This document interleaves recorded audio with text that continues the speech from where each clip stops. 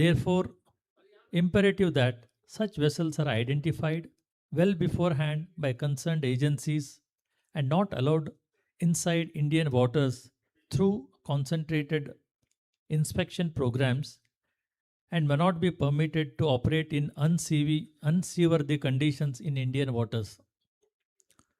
Today, New Mangalore Port Authority is organizing a workshop on maritime adversities to create awareness and enhance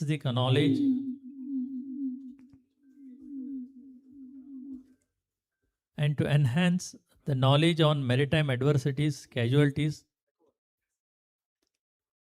the role of ships and connected agencies like Indian Navy, Indian Coast Guard, DG Shipping, State Authority, District Disaster Management Authority, Department of Fisheries, Coastal Security, Police, MRPL, other stakeholders, and shipping agencies in maritime emergency management, as done in the previous years to alert all. This workshop aims to highlight clear cut duty and responsibilities of different government agencies towards a vessel in case of any maritime casualties so that port, oper- port authorities should not be mistaken to be liable for any marine accident that may occur in port limit due to shortcomings in entities using port facility platforms for commercial gain, as there are activities which are undertaken under the direct watch of dedicated enforcement agencies of the country and not just the port authorities. On behalf of New Mangalore Port, I welcome you all once again the workshop on maritime adversities and Indian Port Act 2025.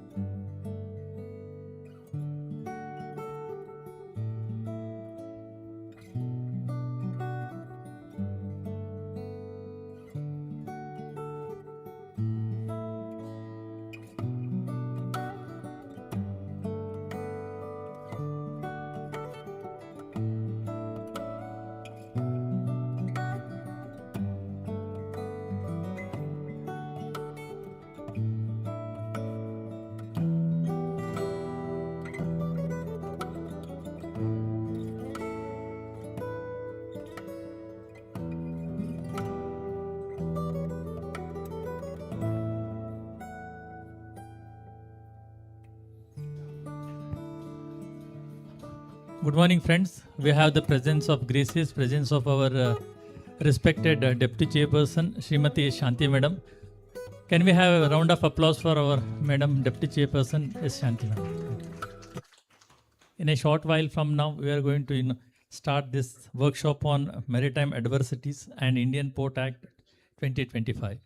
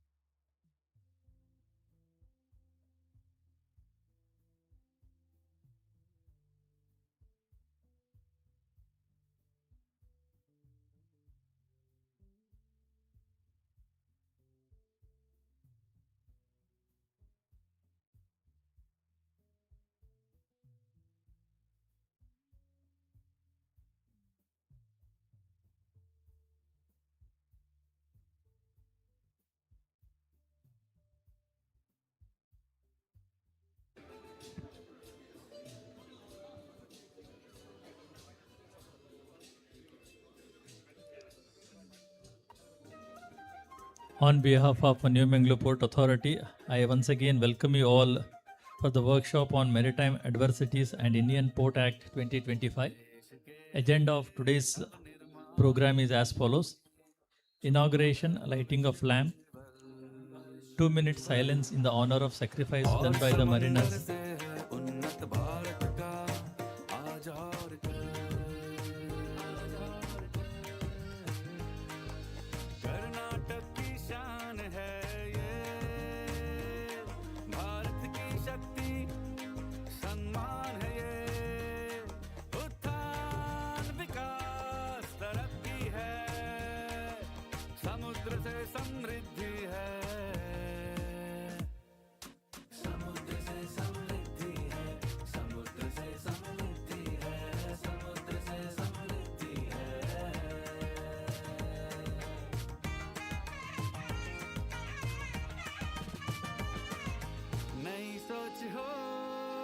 तरंग हो व्यापार में एक उमंग हो, देश के वीरों के साथ हम हैं, पर्यटन की करते बात हम हैं, आधुनिकता हर पल अपनाए, हम ऊंचा ध्वज फहराए, तरक्की है, समुद्र से समृद्धि है, समुद्र से समृद्धि है, समुद्र से समृद्धि है, समुद्र से समृद्धि है। नवमंगलुरु पत्तन, नवमंगलुरु पत्तन, ओ देश विदेश का व्यापार इस पे, विकास का असली आधार इस पे, रोजगार के नए नए अवसर, शहर देश के लिए उत्तम बेहतर, एक कर्म योगी के पथ पर अग्रसर, कर्मठ बने सब आगे बढ़कर, यूं भारत का अभिमान बढ़े, अभिमान बढ़े, अभिमान बढ़े, भारत का अभिमान बढ़े, अभिमान बढ़े, अभिमान बढ़े। नवमंगलुरु पत्तन,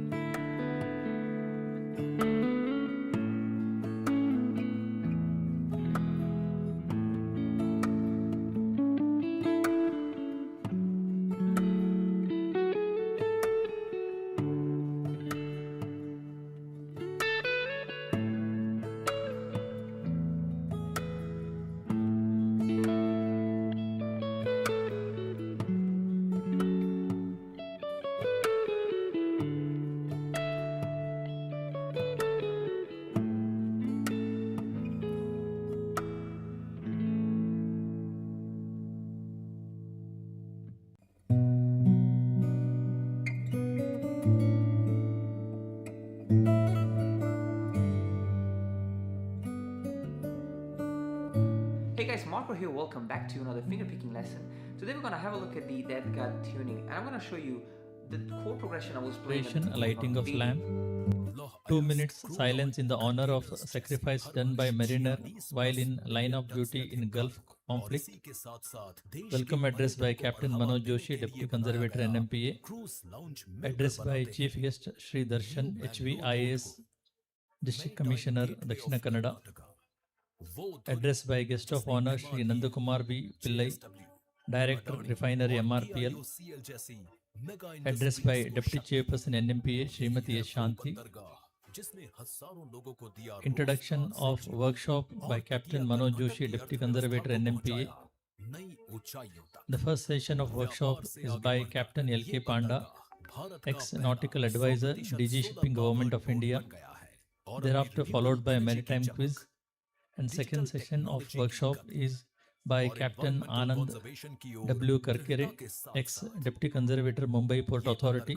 And a vote of thanks by Captain Shailendra Kumar, Harbour Master NMPA, followed by lunch. आज अपने 50वें गौरवशाली वर्ष में न्यू मैंगलोर पोर्ट है तैयार। सागरमाला और अमृतकाल के विजन के साथ 2047 तक बनने के लिए 150 मिलियन टन क्षमता का विश्व स्तरीय पूर्णतः मशीनीकृत digital port. New Mangalore port authority, 50 वर्षों की प्रगति, समुद्र से समृद्धि।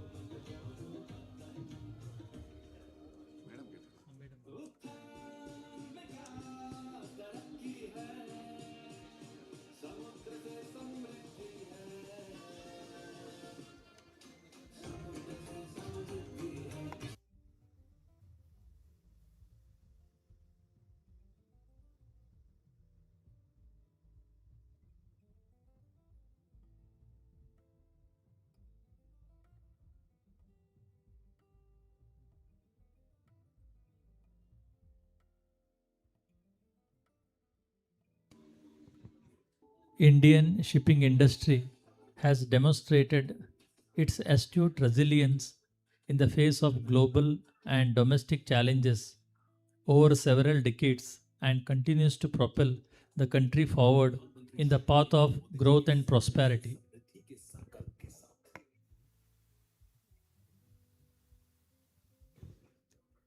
In the recent years, extreme weather events commonly attributed due to global warming and climate change have emerged as a cause of concern globally. The thickly populated sea coast of India, which supports a wide range of marine enterprises, are likewise threatened by fierce weather episodes and severe monsoon conditions, leading to various maritime adversities and casualties. As regard to maritime safety, port, state control, and state maritime board regimes have contributed immensely in reduction of loss of lives and damage to property and environment to see through structures vessel inspection exercises. The west coast of India has witnessed a marked increase in the frequency and severity of severe weather cyclone phenomenon in the past few years.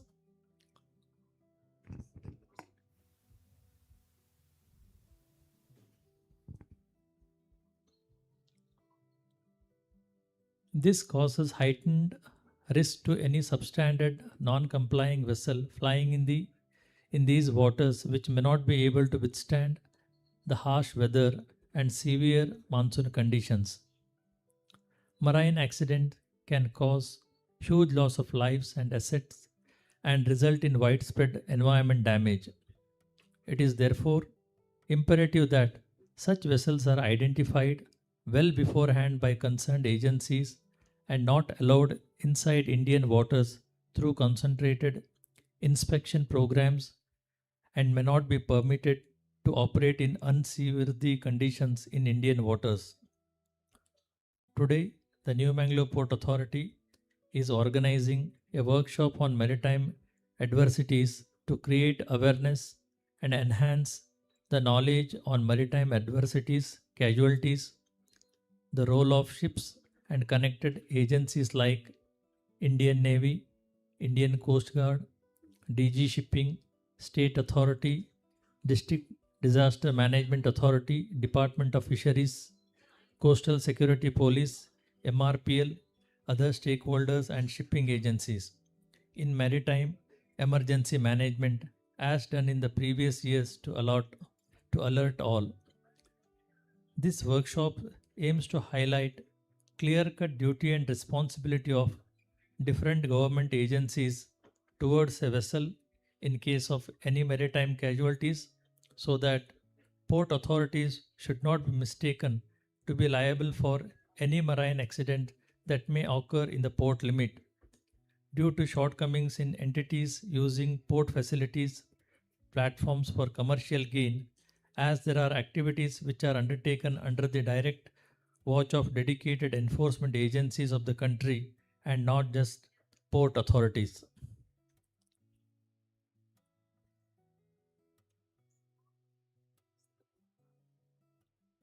In a 10 minutes of time, we expect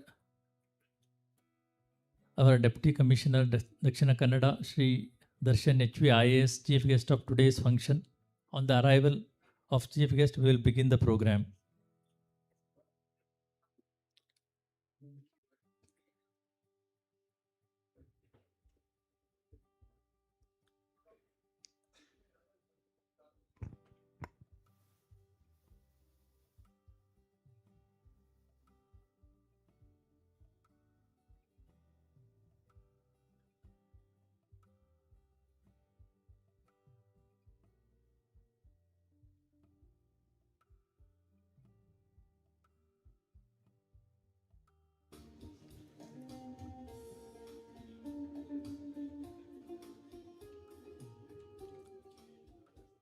As a part of 63rd National Maritime Day celebration, National Maritime Day Celebration Committee New Mangalore Port Authority has conducted various events.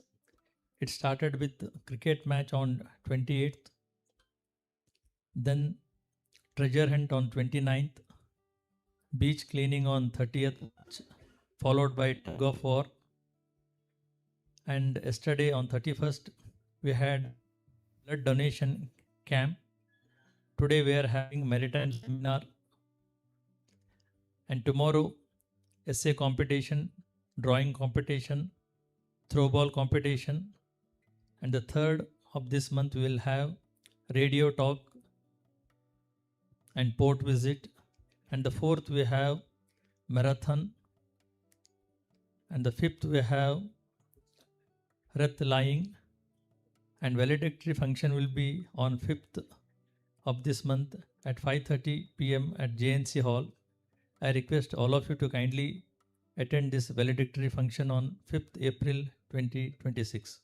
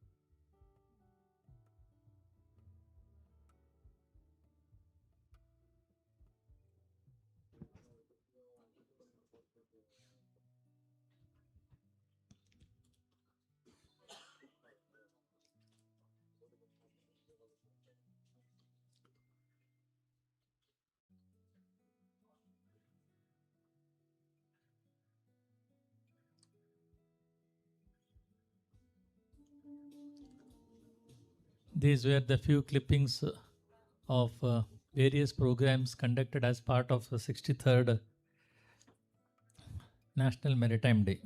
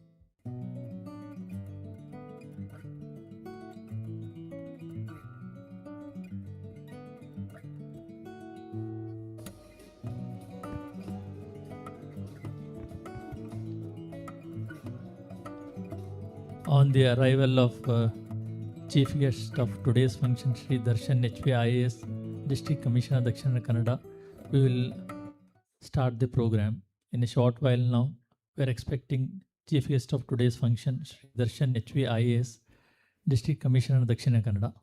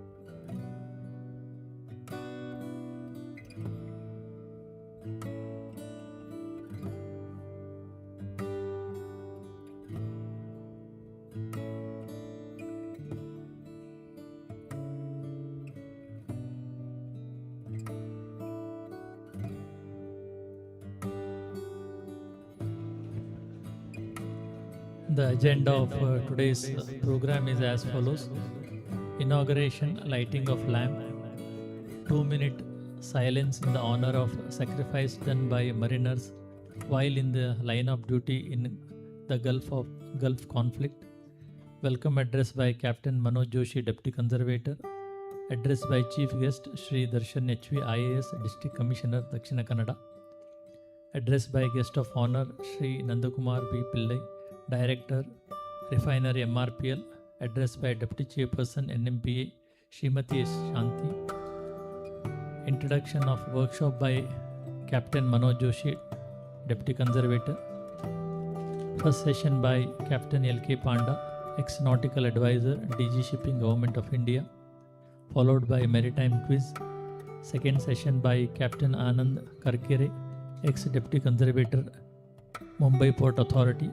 Vote of thanks by Captain Shailendra Kumar, Harbour Master, NMPA, followed by lunch.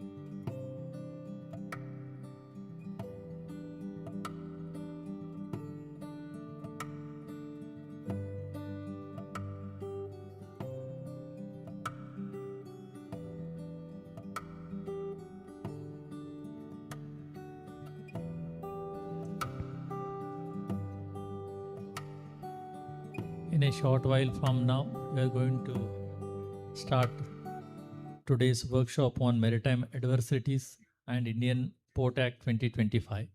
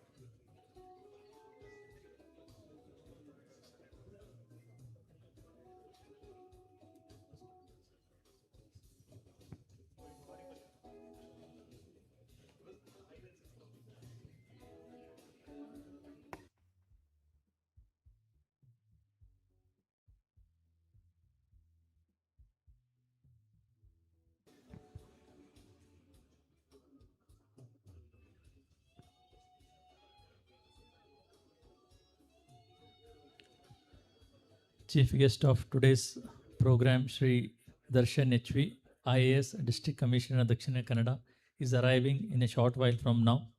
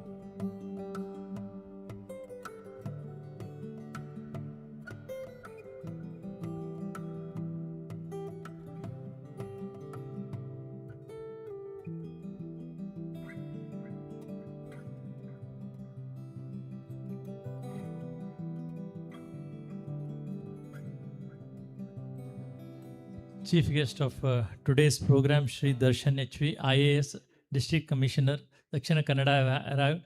Friends, can we have a round of applause to our chief guest of today's function, Shri Darshan HV, IAS.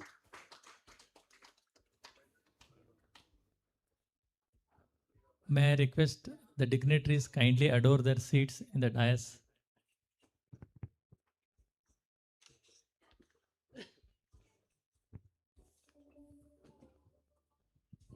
I request all the dignitaries kindly adore the seats on the dais.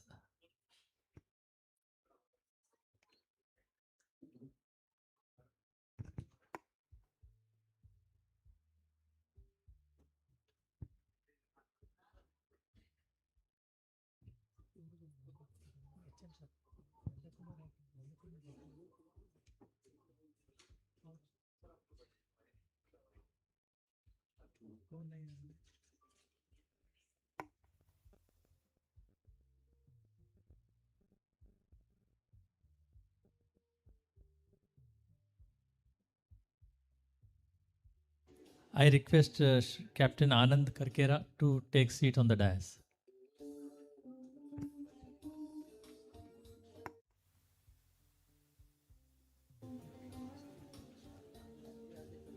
Good morning, ladies and gentlemen. A very warm welcome to you all. It is my privilege to welcome you all to the Maritime Seminar on Maritime Adversities and Indian Port Act 2025, organized by New Mangalore Port Authority as a part of 63rd National Maritime Day celebration. Ports are the backbone of global trade, facilitating the movement of cargo and passengers and enabling international coastal and cruise shipping.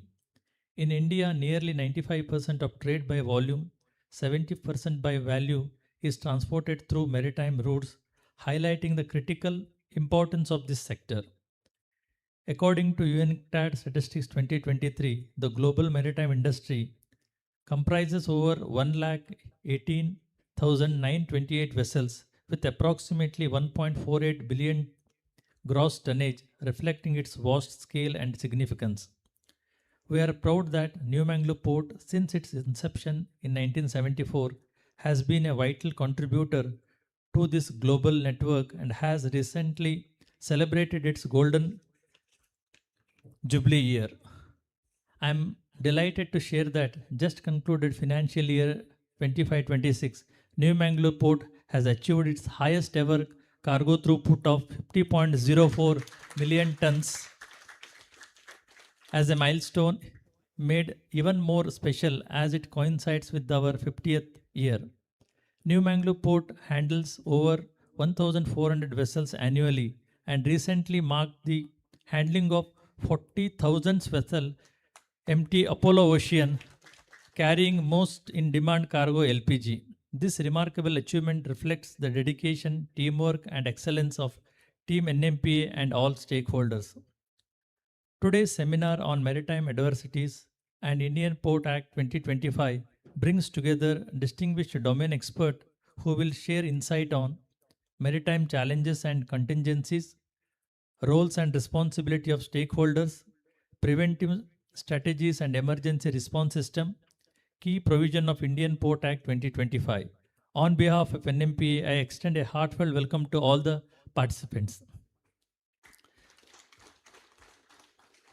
Friends, we are honored to have with us on dais Srimati S. Shanti, Deputy Chairperson NMPA, President of today's function, Shri Darshan HV, IAS Deputy Commissioner, Dakshina Kannada, as Chief Guest, Shri Nandakumar V. Pillai, Director Refinery MRPL as Guest of Honor, Shri Ubaidur Rahman, Surveyor in Charge MMD Mangalore, Captain Manoj Joshi, Deputy Conservator NMPA.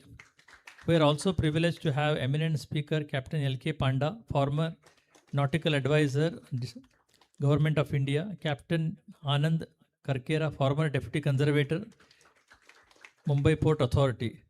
Let us have a big round of applause to all the distinguished on the day.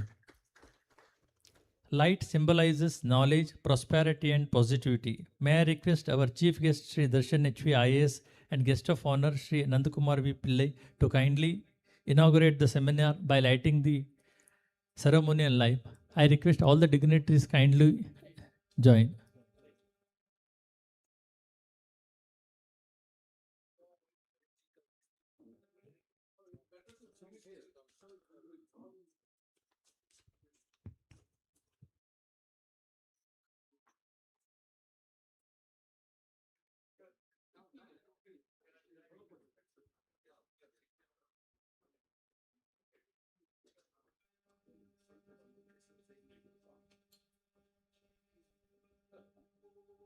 I request all the dignitaries kindly join for lighting of lamp. Shubham karoti kalyanam arogyam dhanasampadam Shatrubuddhi vinashaya Deepajyotir Namastute. Deepajyoti Parabrahma Deepajyoti Janardana.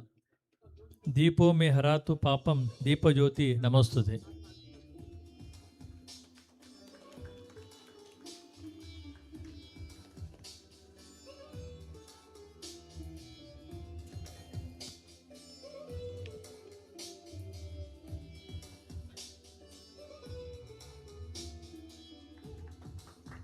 Asatoma Sadgamaya Tamasoma Jyotirgamaya Mrityorma Amritam Gamaya.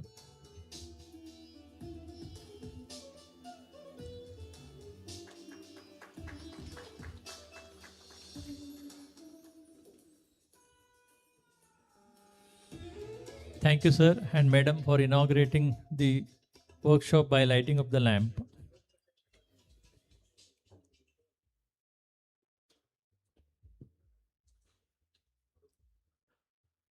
Friends, in light of the ongoing crisis in West Asia, we remember with deep respect the mariners who lost their lives in the line of duty. I request everyone kindly rise for observe 2 minute silence in their honor.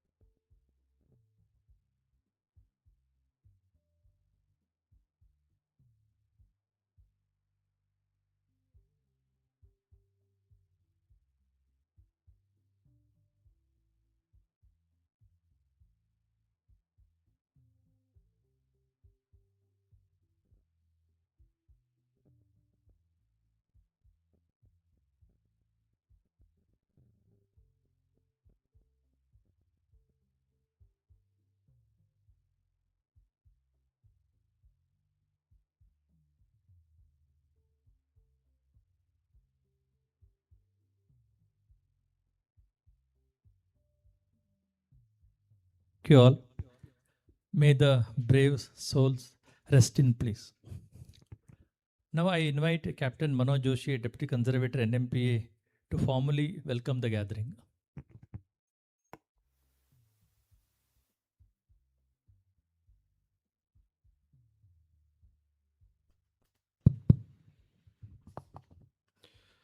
Good morning everyone. सबसे पहले तो मैं आप सबसे क्षमा प्रार्थी हूँ क्योंकि हमारा प्रोग्राम करीब 45 मिनट लेट चल रहा है, इसलिए मैं ज़्यादा समय नहीं लूँगा। हमको कहीं तो कट शॉर्ट करना पड़ेगा, तो मैं अपने से ही कट शॉर्ट कर रहा हूँ। तो आज के सभागृह में मंच पे आसीन हमारे सभी गणमान्य, हमारे सभी स्टेक होल्डर्स, मेरे साथी लोग, नॉर्मली हम लोग ये सेमिनार जस्ट मॉनसून के पहले करते हैं, लेकिन इस बार हमने कुछ नया करने की कोशिश की। ये जो मैरीटाइम वीक है, इसके साथ ही हमने उसको क्लब कर लिया। और क्योंकि DCDK is the chairman of the district disaster management, so ये एक परिपाटी है कि इस सेमिनार में हम डिस्ट्रिक्ट डिजास्टर मैनेजमेंट अथॉरिटी को भी इन्वॉल्व करते हैं। तो आज का ये सेमिनार बेसिकली दो चीज़ों पर रहेगा। एक तो मैरीटाइम एडवर्सिटीज़, और हाल फिलहाल में तो क्योंकि आप समाचार देख रहे होंगे, ये और भी ज़्यादा हम लोगों के लिए जानने के लिए आवश्यक हो जाता है कि मैरीटाइम फील्ड में क्या क्या चैलेंजेज आ सकते हैं। इसके साथ ही 2025 में नया इंडियन पोर्ट एक्ट आया है, तो सभी स्टेक होल्डर्स को उससे वाकिफ़ कराने के लिए हमारे साथ में मेरे सीनियर और इस प्रोफेशन के मेरे गुरु कैप्टन करकरे यहाँ पर हैं। उनका नाम हालांकि करकेरा इन्होंने बना दिया, but gathering to know is captain Anand Karkare. So with this I'll take a pause and to continue the program here. May I request Deputy Chairperson Srimati Shanti Madam to present a plant to our chief guest of today's program, Shri Darshan HV IAS District Commissioner, Dakshina Kannada, and welcome to this program.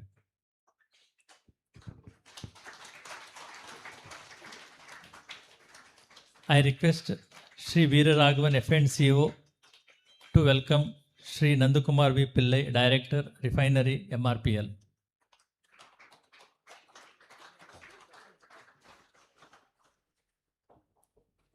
May I request Dr. Sureka Hoskeri, Chief Medical Officer, to welcome our Deputy Chairperson, Srimati Shanti.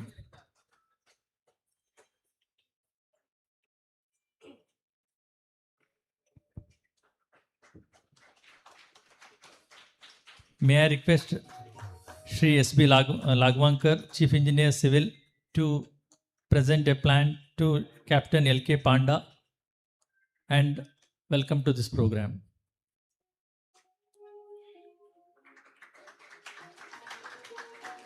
May I request Shri Jijo Thomas, Secretary, to welcome Captain Anand Karkare and to welcome to this program.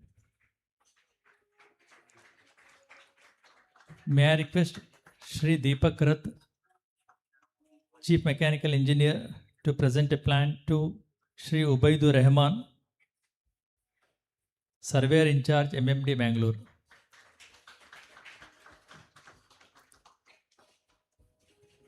May I request Captain Shailendra Kumar to present a plan to Shri Captain Manoj Joshi, Deputy Conservator, and welcome to this program.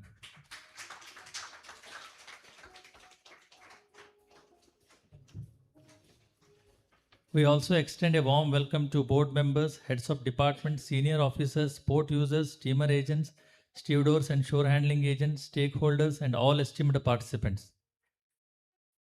Now it's time to Since DCDK has requested that he has to leave for some urgent meeting at 11, so just changing little bit of the format, I would request DCDK to please address the gathering.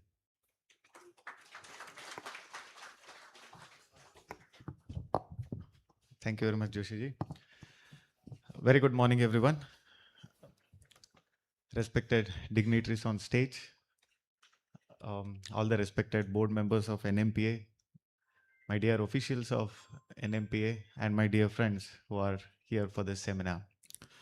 So today's seminar on basically on the disaster management, me being the chairperson of the disaster management of the district. So it's always such kind of interaction where we try to pass on certain messages and also get certain suggestions from your end. So in my very limited span of 6-7 years of tenure in the field, we have seen a lot of disaster, not just COVID. I have seen floods, 2 floods in Belgaum. I have seen one drought, COVID, of course, 3 waves, got COVID twice, saw a lot of, COVID patients succumbing to their, because of the disease and other complications. Saw a disaster where it involved a series of accidents on the national highway, which of course can be categorized as a disaster. There was a burning of a big factory, which was due to negligence of certain people. There was a fire incident that involved a lot of forest areas, houses, and which finally led to death of many animals, which was there. A disaster that happened because of, there was some leakage initially in the check dam, which finally gave in, and a lot of crops were damaged. Almost 2 villages were affected in a more like a flash flood. And of course, last but not the least, due to human error that we still see today, whether it is a railway accident or road accident, anything related to maritime and other things, and of course the present war that is happening in the world, where India is directly and indirectly getting affected. From our point of view, disaster is something which we categorize into 2 different aspects. One is, of course, man-made. The second one is natural. So let me just stick to the natural part of it. Whenever we call something as a natural disaster, whether it's an earthquake, floods, droughts, or anything, we have a very, systematic standard operating procedure that we normally follow. To give one example, when we have floods, we make sure that, the gradation of that particular area is already done. then we already know the mapping, which is the highest point, which is the lowest point, which are the areas that will be inundated, and what are the measures that we from the government side should take, and where are we shifting the people who are affected, and how are we providing them food, shelter, and any medical supplies needed, and how are we making sure that there is a proper connectivity, both telecom and also physical connectivity. So it's a very standard operating procedures. The same thing goes for forest fires. The same thing goes for any fire related to building, and of course drought and other things. But it is very difficult to prepare ourselves when it is man-made. For example, just like what we are seeing here today, due to the war, there are so much of indirect effect that is happening. Every person in the district, in the state, in the country will be affected if there is a global consequence where India is, of course, much dependent on that. And every time we get a new shipment of oil, everybody celebrates. That's how it is there. The first priority is always on the domestic front. The second priority is on the commercial front. Then the third, if something is placed, we categorize all the supplies based on certain priorities. So, few days back, we were just having a talk on this regarding security also, maritime security, of course. How are we going to do it? Is there anything that the government should do, district administration should provide? Or whether it is CISF, which normally takes into it, is it enough? Another thing. So that is the kind of minute preparation we do, not only for the damage control, but for also future learning and making sure that certain standard operating procedures are in place where both you and us can actually adhere to in the future when we come across such kind of similar or not so similar disaster areas that we'll normally look into. So I haven't gone through the recent Ports Act that was there, but now that this is being discussed, we might be having the privilege of going through it and having a discussion with the team later. So what I request from all of you is, this is not just a seminar. This is, of course, a platform for information dissemination. I think for the next 2-3 hours of interaction, we not only would like to hear from you guys, but we also want to pass on a lot of messages through you to the other public. So all I want to say at this point is, no matter what kind of disaster that we come across, even in the future, we should all be prepared. Every common person should be prepared for such kind of disaster. And me as a representative of the government will be able to facilitate such kind of interventions that are required to overcome all such things. So having said this, in this globalized world, especially with respect to maritime security, we, being one of the 3 districts in Karnataka, which has the privilege of having access to the sea, we cater to a lot of regions that are inland, whether it is gas or petroleum or any other petroleum related products, any import one, especially technologically oriented import products. So that is how we actually come across with the security of our shipping lanes, security of the products that are inside, and of course, once it is there, from here to the final destination that actually goes to. Now, with a lot of globalization that we see as of now, it is not just the product that we import, we also import a lot of biodiversity related aspects. We have weeds, we have, for example, lantana carmera is something that was not here. Now it has spread throughout our forest, where we are striving hard to get rid of that plant. So every time a ship docks here or somewhere else, there is an exchange of, living things that actually happen. This is something that very minutely certain studies have been happening, where we are also a part of it as the representative of district administration.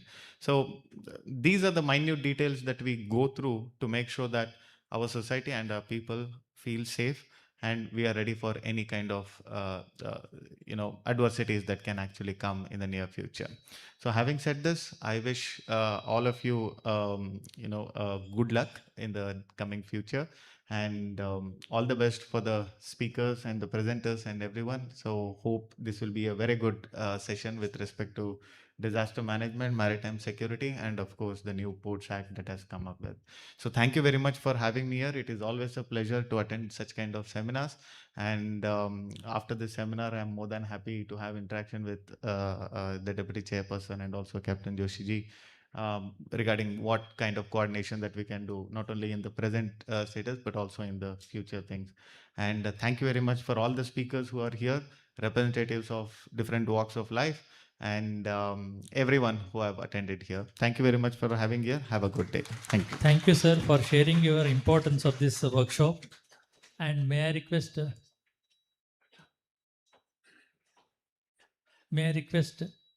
Deputy Conservator Captain Manoj Joshi to present a memento to our chief guest Sri Darshan HVIAS as a token of appreciation.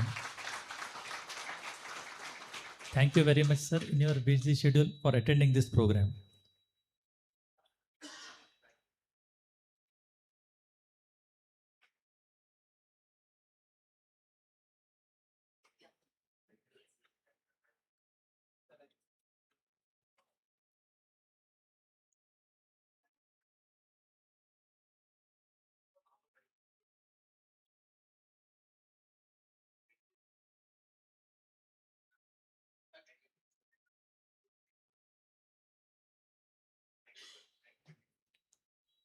Thank you very much, sir, being here in spite of your busy schedule and being part of this program. Thank you very much.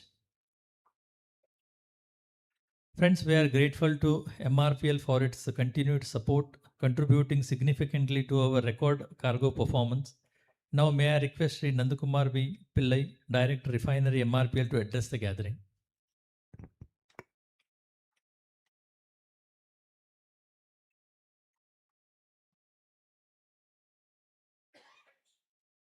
President of this program, Deputy Chairperson Srimati S. Shanti. Chief guest of today's program, Deputy Commissioner DK District Sri Darshan, HV IAS. Deputy Conservator Captain Manoj Joshi. Captain LK Panta, ex-Nautical Advisor, DG Shipping Government of India. Captain Anand Karkare, ex-Deputy Conservator Mumbai Port Authority. Sri Ubaidur Rahman, Chief Surveyor MMD. Other senior officials from NMPA, my colleagues, other industry leaders, esteemed delegates, and ladies and gentlemen, good morning to all. Let me first congratulate NMPA to exceed their last year cargo volume and achieving more than 50 million ton cargo traffic last financial year. I'm happy to add that we also gained a lot in that glorious collaboration. And last year, through MRPL, about 346 vessels came to port. And as of midnight yesterday, we handled about 23.4 million ton of cargo. So these figures highlight our critical dependence on the port. And without port, MRPL just can't exist.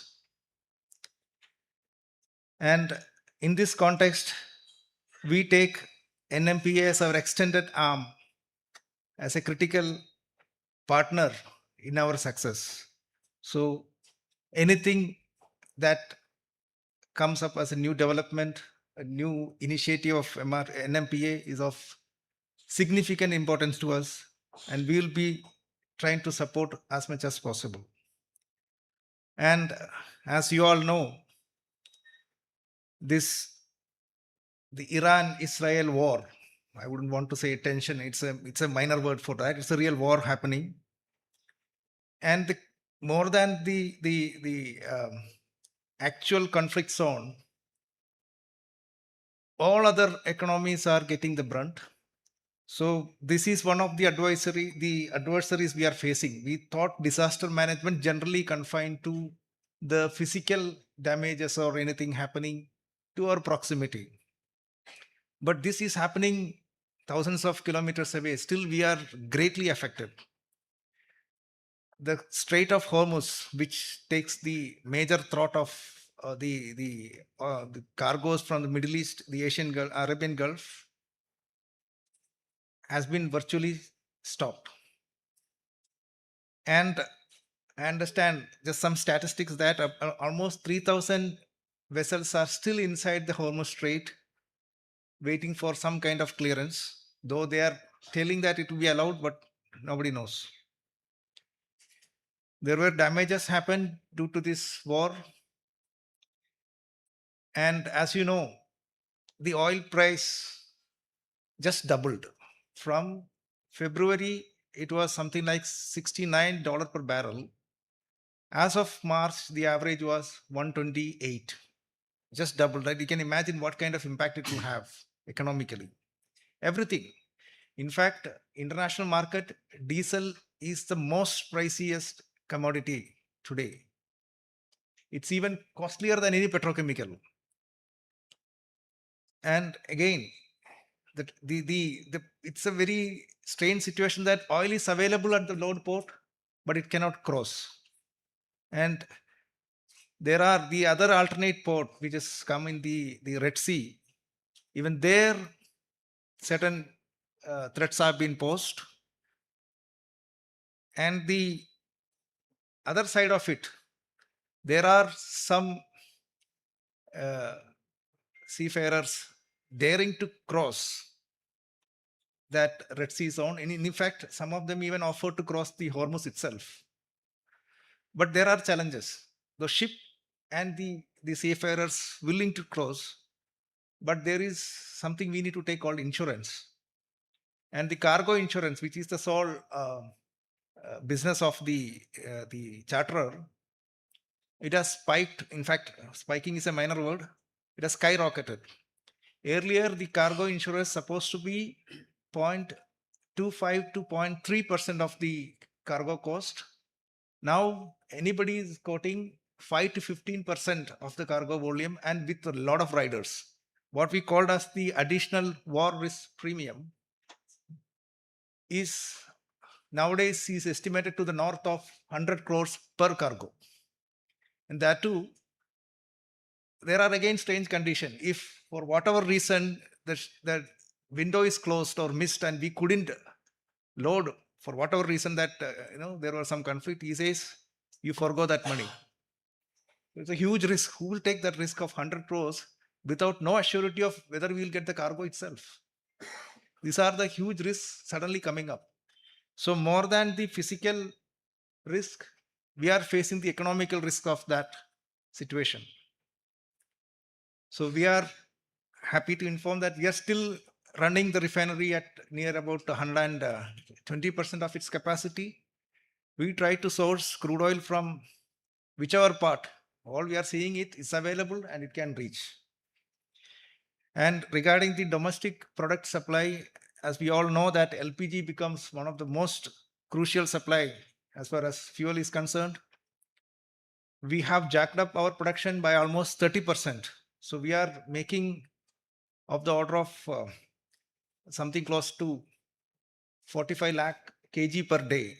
So that is a big sum. It comes close to almost 10 lakh cylinders per day kind of production we are making. And the challenges still continue and nobody knows what happens. I mean, it depends on certain person declaring that morning when he wakes up what he will do. So we never know what is the situation happening. But we have to be ready for that.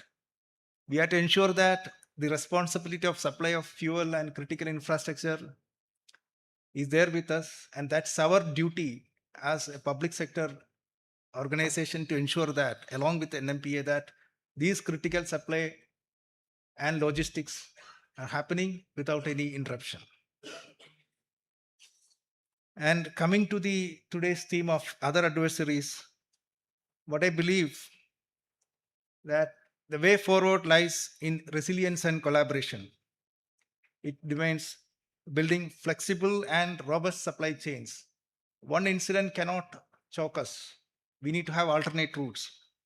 And other things, leveraging digital technologies and smarter port operation. I understand that NMB has taken long strides in this arena. Further, we will be taking it forward. And as our respected DC said, strengthening disaster preparedness and response systems. Probably we, in spite of best efforts, there can still be disaster. There can be still natural calamities. But it depends how we react, how prepared we are. That is the key in handling that. And above all, embedding a strong culture of safety. Safety, more than any rules and SOPs and other things, should be part of our culture. Like today, we greet somebody, we greet a senior, we how we behave in social forums. That kind of cultural, what do I say? It should be ingrained in our culture, so that the way we deal professionally, anything starts with safety and ends with safety. That should be our culture. So, coming to the end, I thank NMPA for giving me an opportunity to be here in this August forum. And I wish this seminar every success and look forward to the valuable perspective that the ensuing discussions will bring. Thank you. Jai Hind. Thank you, sir, for your informative and valuable insight. Now, may I request Captain Manoj Joshi, Deputy Conservator, to present a memento to Sri Nandakumar V. Pillai, Director, Refinery, MRPL, as a token of love and appreciation.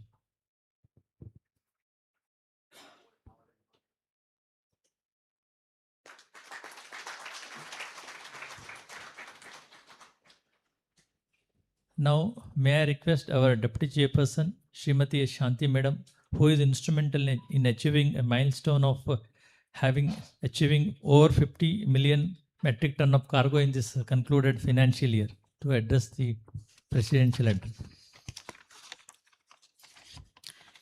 Good morning to all.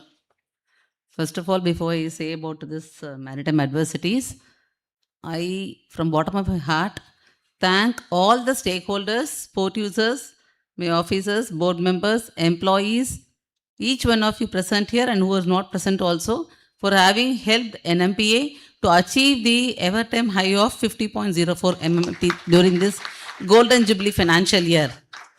I at this time recall my earlier chairman who has already challenged that NMPA will be achieving this 50 MMT. I also thank him for having kept the confidence on the NMPA employees and officers. I have to say definitely a special thanks to MRPL, because every time at the end of the year we go to them with a lot of requests to ensure that we achieve the target. Though they were having a lot of other pressures, they had cooperated with my traffic team and helped us to achieve this milestone. Thank you, sir. And we also request that to continue the same support by the port users, stakeholders and MRP and other team with the NMPA to achieve much more laurels in the years to come, because this is only a stepping stone. There are a lot of projects coming up in NMPA. We are already going for berth number 9 refabrication, which will increase the draft as well as the cargo capacity to 10.5 million tons. The berth number 13 is going to be given to a captive user, so that we'll have another berth for others, which is congested. Berth number 17, which was held up for some reasons, will be shortly also be invited for tender. I request all the port users to give a lot of advertisements to other people to participate in the Triple P tender, and also you to bring cargo more to NMPA. And now coming to this maritime adversities, we had heard to the district commissioner saying about many other disaster management. The only difference between those things and maritime adversities, what I find is that in case of those disasters, we get lot of support from the public, from the media, from the government, and awareness also is easily spread upon. But coming to maritime adversities, it is not so. Very few people are involved in this. That is not known to many people. That is why every year we require a seminar to know. And especially when you're in mid-sea, where there is no communication, there is no any other thing. There are so many, as you were saying about the P&I insurance, other things. So there's more important for you people who are involved in this industry to know about the maritime adversities. I also congratulate Deputy Conservator, who had been always taking interest to ensure that his part of the area is spread among the port users to see that there is no adversities that is coming up in port sector. So I also thank for district commissioner for having spared this time. So because I was very busy, but still he thought this is very, very much important. So he thought all the way to come here at least for 10 or 15 minutes, give you the address so that we get the boost of energy for the same. At the same time, I also thank our director MRPL, the Captain Karkare, and other people, Mr. LK Panda, MMD Surveyor, all other people here. Sir, our maritime history predates the birth of Western civilization. The world's first tidal dock is believed to have been built at Lothal on the Gujarat coast around 2300 BC during the Harappan civilization.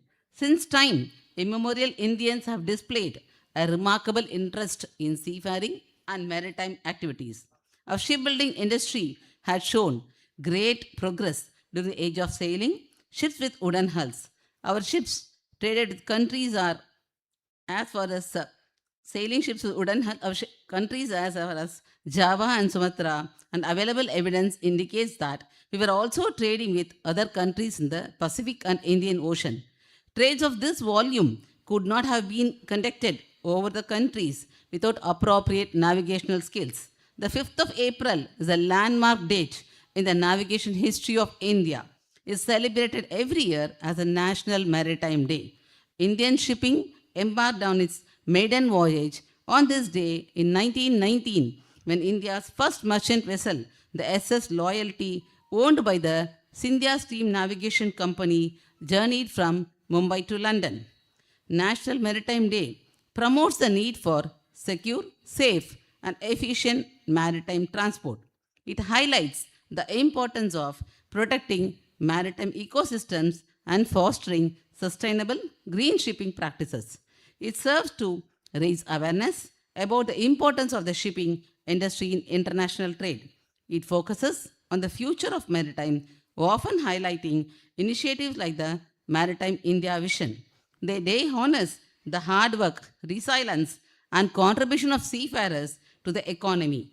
This day encourages youth to explore careers in the merchant navy and maritime sector. India is turning its vast coastline into canvas of possibilities. With Maritime India Vision 2030, the nation is not just building ports, it's building future, empowering millions with jobs, skills, and sustainable growth. This is India's moment to rise as a global maritime leader, proving that vision, strategy, and determination can take waves into pathways of prosperity. In shipping lanes that carry the world's oil and cargo, India is determined to secure the place not as a passenger but as a navigator of the future. The Maritime Amritkal Vision 2047 extends this journey further from green ports and aligning economic growth with environmental responsibility and global leadership. As the world looks to resilient supply chain and clean energy transitions, India's maritime sector is poised not just to serve national interests but to shape the very currents of the global trade in the decades to come. India's maritime sector is entering a decisive decade with new laws, mega projects, and global investment ambitions shaping the Maritime India Vision 2030. The strong focus on green technologies and digital innovation, India is preparing to not only meet its trade demands but also emerge as a maritime leader. Building onto its foundation is the Maritime Amritkal 2047, a long-term roadmap for India's maritime resurgence with investments of nearly 80 lakh crore earmarked for ports, coastal shipping, inland waterways, shipbuilding, and green shipping activities. The government is driving sustainable maritime operations by setting up green corridors, introducing green hydrogen bunkering at major ports, and promoting the use of methanol fuel vessels. Outlining more than 300 actionable initiatives, its projects India raised as one of the world's top maritime and shipbuilding powers by the centenary of independence. Under the New Mangalore Port Authority, 8 significant maritime development projects have been launched recently, out of which construction of a dedicated cruise gate for international tourists and establishment of a 150-bedded hospital already has been completed, among others, to enhance user experience and operational capacity. These developments exemplify the commitment to creating a future ready maritime ecosystem that fosters trade, tourism, and economic resilience. Implementation of Green Port Guidelines 2330 to reduce carbon footprints is also one among them. New Mangalore Port Authority has already recognized the value of renewable energy and has installed a 4 megawatt solar power plant, making it a self sustained port. Systems like Sagar Samruddhi, Sagar Manthan, and Sagar Setu app are enhancing the operational efficiency. Our youth are the architects of a sustainable future. By embracing green technologies and supporting responsible businesses, they can balance economic progress with environmental well being, where development and sustainability go hand in hand. Thank you and have a good day. Stay safe, stay healthy. Jai Hind, Jai Karnataka. Thank you, madam, for sharing the history of evaluation of maritime industry and its importance. Friends, with this inauguration of workshop on maritime adversities and Indian Port Act 2025, next we will begin the education session. I request the dignitaries kindly come down and take the seats on the front row so that we can start the education session. Now I invite Captain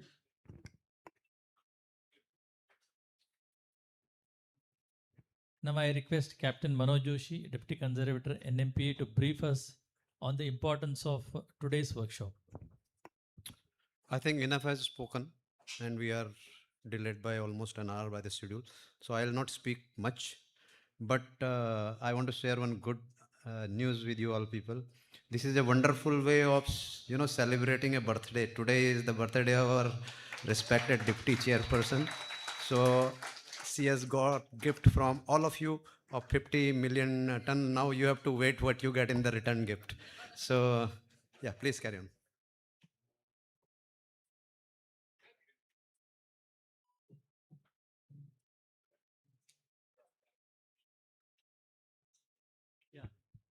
Now we will take a short tea break of 5 minutes. Then we will assemble for the listen to our eminent speakers on the subject. We'll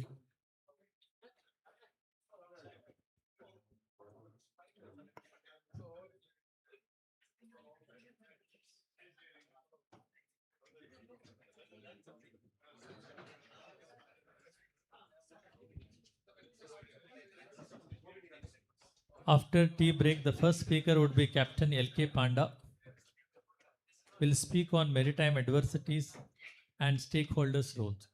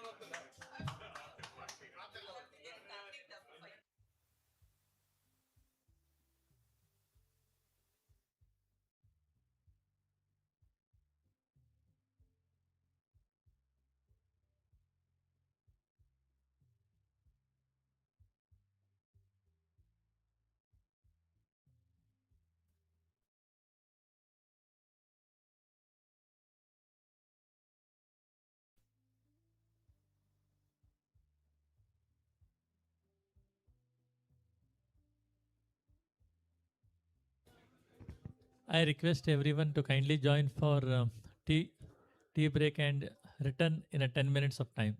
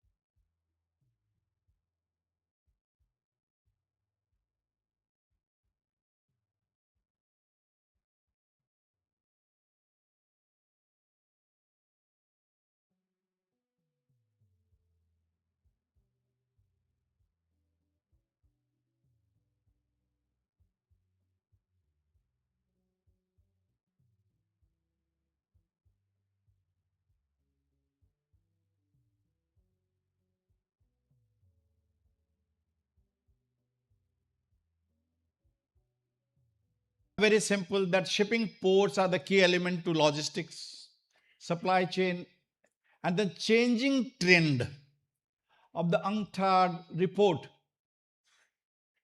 on India's increasing EXIM trade. Today, we carry only about 7% of our EXIM trade on our Indian bottom. It's just a matter of time with the Honorable Prime Minister's push to the maritime sector. We hope that we can reach a double figure. So when we talk about double figure, that means the number of ships calling at our ports is definitely going to increase by 1.5 times. As it is, the number of ships going through our or going close to our coast is enormously high. Enormously high. Almost 30% of the world's energy passes precariously close to our coast. And we have a fantastic coast on the east and as well as on the west. And the beauty is that our coast is very close to lovely islands on the Lakshadweep and the Nicobar, where we have live corals. When we have 30% of the world's energy passing precariously close to our coast, along with at least 2 lakh fishermen on the coast, anything can happen. That requires efforts from everyone to ensure that we don't have any problem.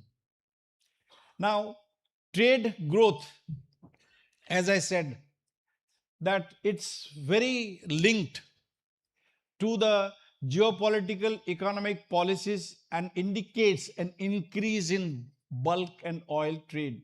The Ukrainian conflict has given rise to the dark fleet, where accountability is a thing of past now. Very recently, we have observed 3 vessels which were doing the STS operation. Thank God that the STS operation was going on all right. But anything could have happened. And with the geopolitical situation and the things happening on the coast in Persian Gulf, we'll not be surprised that we have more and more such operations going in or around our coast. The green transition and decarbonization, the CII rating, Carbon Intensity Index rating, has put almost 60% of the vessels in category E. When I talk about category E, that means these ships, if they don't improve within a period of 1 year, they will be moving into areas where there are less inspection. And Asia is known to have less inspections. So that means we are going to have more and more ships coming to our coast, not so good as far as technical elements are concerned, beside the doubt with respect to their flag, with respect to their ownerships. There is a big problem about effective control and monitoring. Are we monitoring our ships that are coming to our coast? Do we have effective control on number of ships that are coming to our coast? When I say control, means you can't control the maritime trade. Ships have a right of innocent passage, provided, of course, they are innocent, so far as flag is concerned, so far as cargo is concerned, so far as persons are concerned.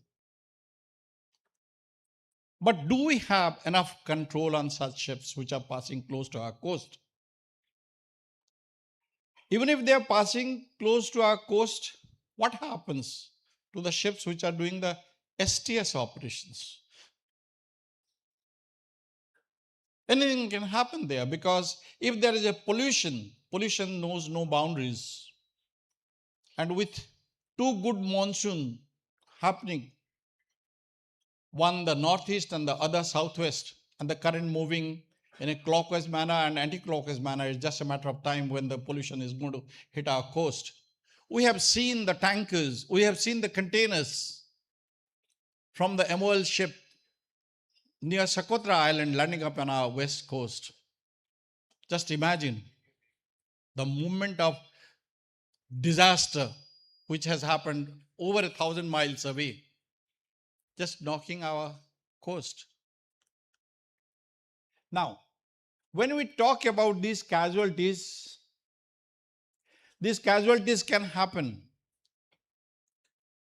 They can happen within the port, they can happen within the harbor limits, they can happen within the coastal limits, and in inland waters also.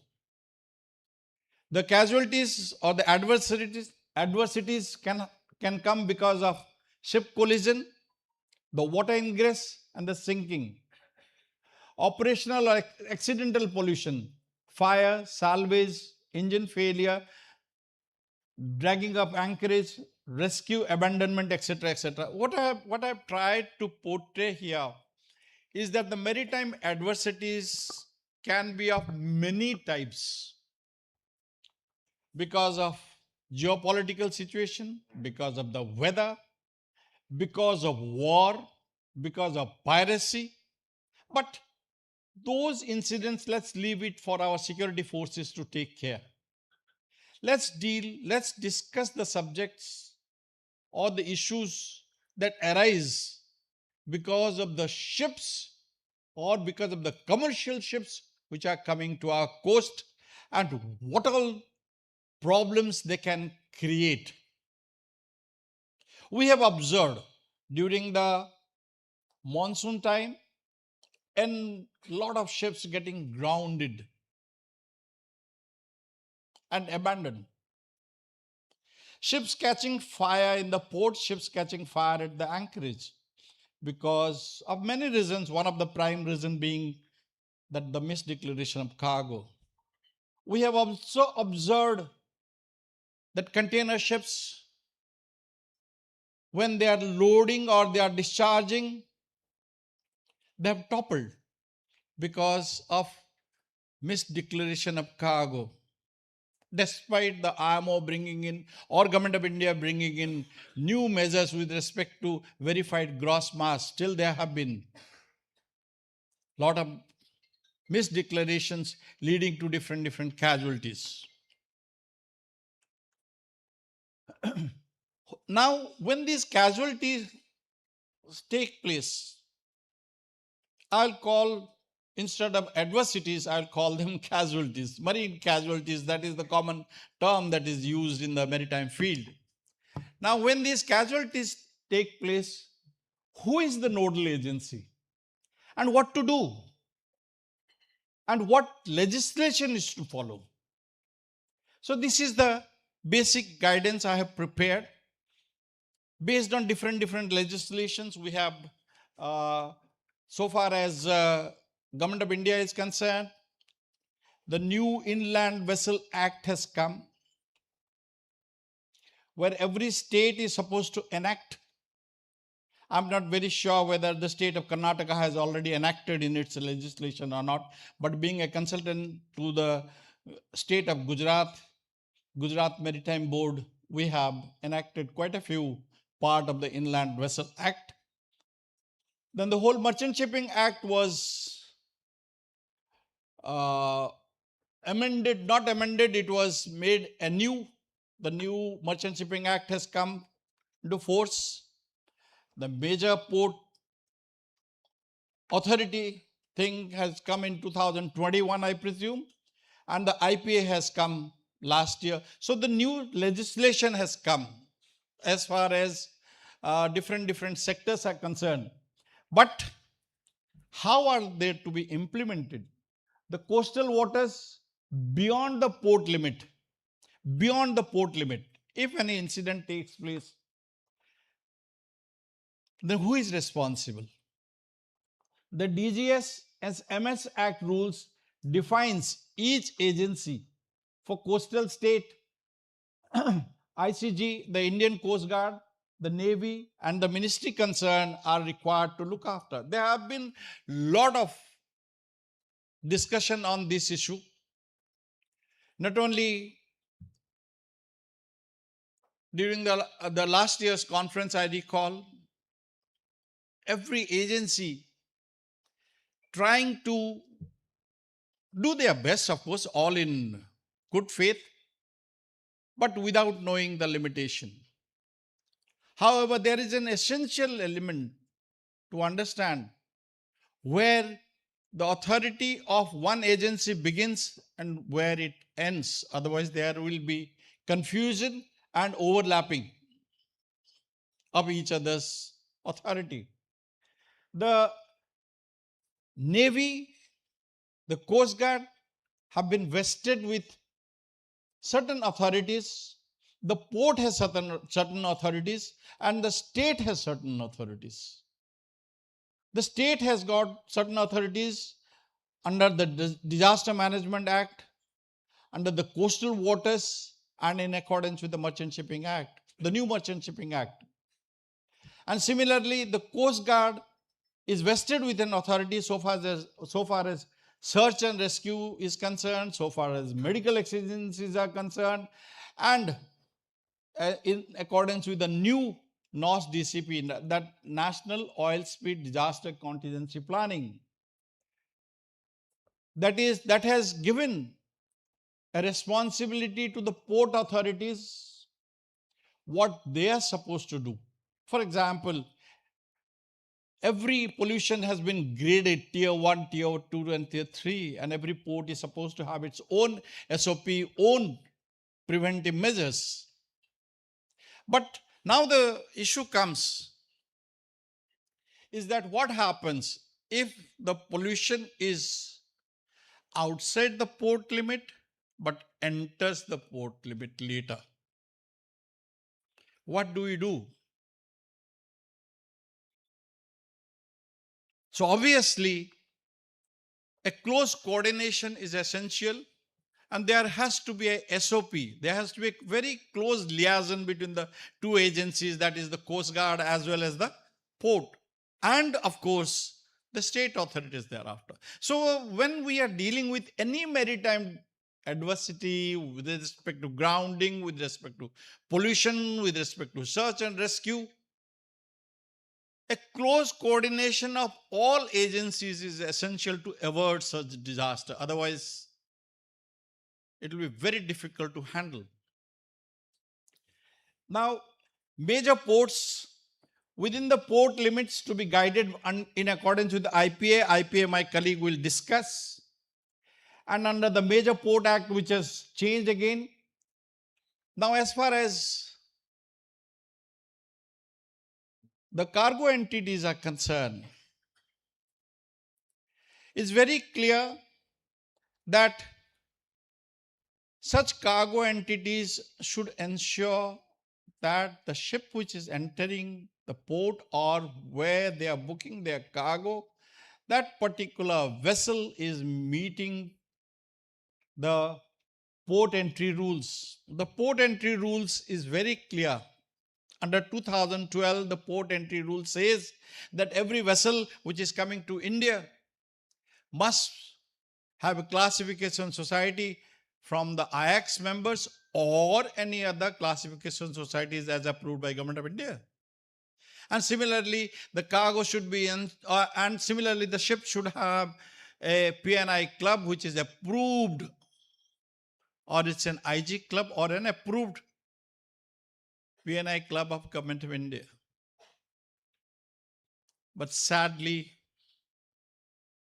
this has not been observed or not being complied with. Where does the fault lie if there is a mishap due to wrong declaration of cargo? Should the exporters or importers or the port authorities are to be blamed for it? No. There is no point in going on a blame game culture. It is for all of us to know the requirement of the rules, the requirement of different provisions, and it is also essential that the controlling authorities disseminate such information to all end users so that they are complied with and the casualties or accidents or incidents can be avoided. Coastal state have, I'm talking about now the non-major ports, because an accident can happen in a non-major port and the fallout can be there to a major port. During my tenure as the principal officer at MMD Cochin, I have observed one vessel which was not cleared by a non-major port or a state port eventually came to Mangalore and anchored here.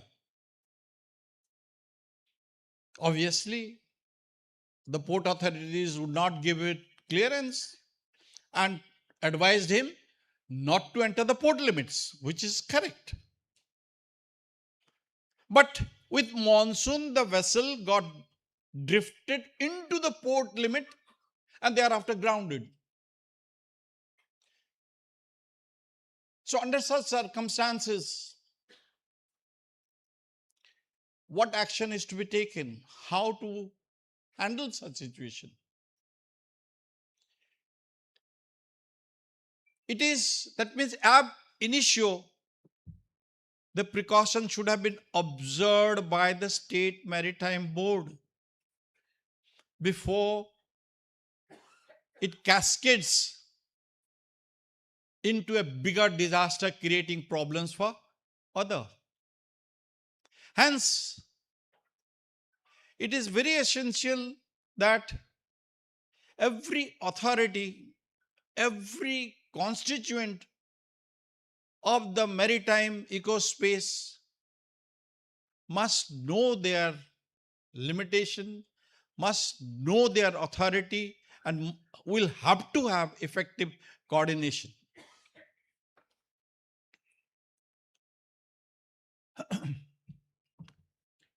Here, the registrar's fishing vessels.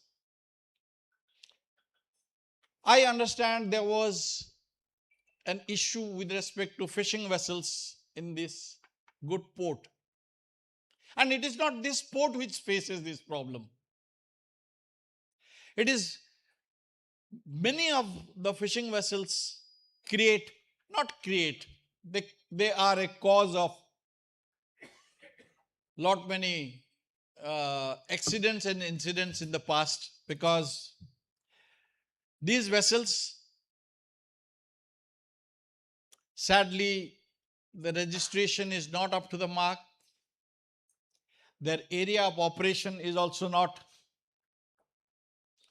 well marked, and there is an ineffective coordination between the state and the central ministry so far as registration is concerned.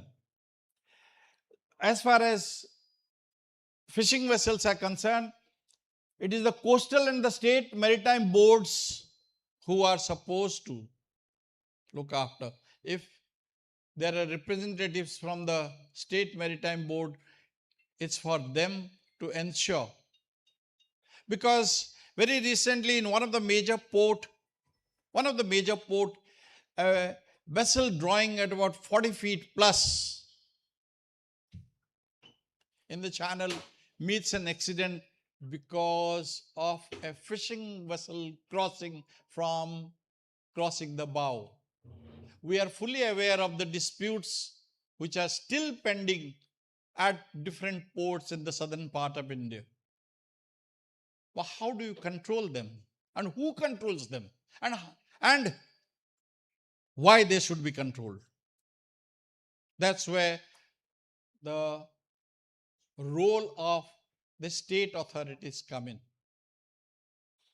So my friends from state authorities need to take this into account, because day by day the fishing activity in or around our coastal waters is increasing, and day by day, as they say that we are fishing the ocean dry, so they are moving into deeper waters.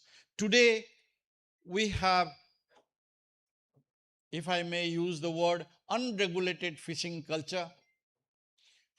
Well over 2 to 3 lakh fishing vessels are there within the territorial waters at any given time. So just imagine a scenario. You have at any given time, if we see the LRIT picture, we have at least 300 to 400 bigger merchant ships moving up and down the western coast, and about 2 lakh fishing vessels fishing in the same area. Unless otherwise, every constituent or every sector of the industry takes care of it, the disaster is going to happen any day.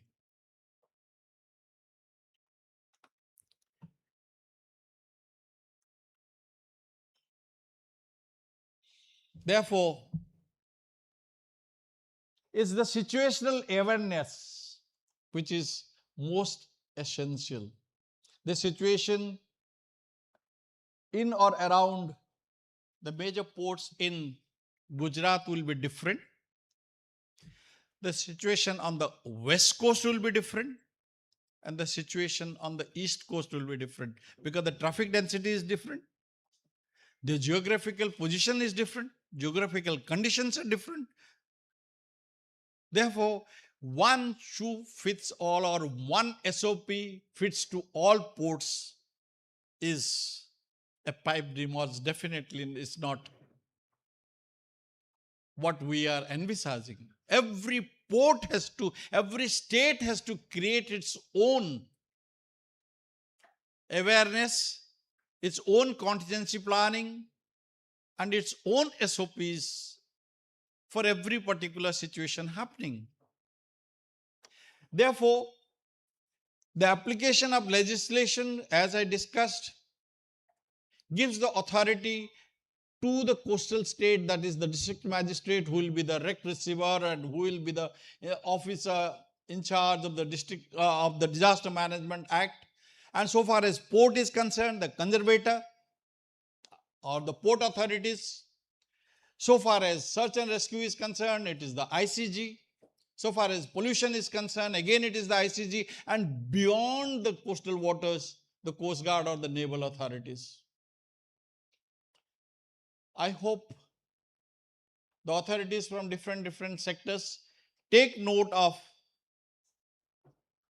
the legislative powers that is vested to them, and have close coordination, so that in future we avoid such collisions, because the traffic is going to increase. We can't stop it. The geopolitical situation is going to change, and the maritime trade is going to increase. Therefore, situational awareness, application of legislation, and close cooperation are the key to address maritime adversities. Thank you. Thank you very much, sir, for your insightful presentation. May I Thank you. request Captain Manoj Joshi, sir, to present a memento to guest speaker, Captain L.K. Panda.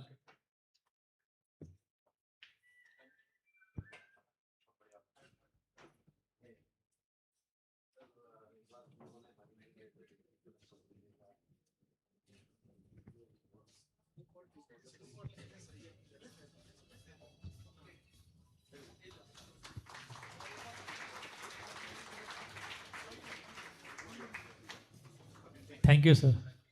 Before proceeding to the next session, we would like to have a quiz session to energize the session. Now we move on to the maritime quiz. Now I request Sri Ubaidur Rahman, the surveyor in charge of MMD Bangalore, to conduct the quiz on maritime sector.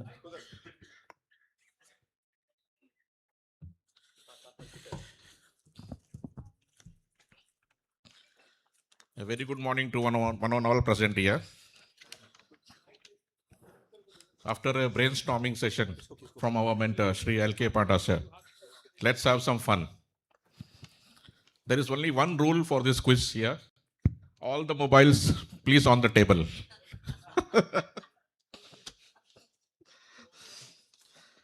So without taking much time, let's start. The first question. What's the theme of this NMDC 2026? Please raise the hand. Whoever knows the answer, please raise the hand. Please raise your hands if you know the answer. Theme of NMDC 2026.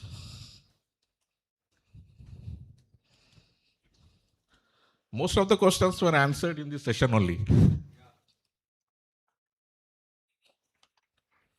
Anyone?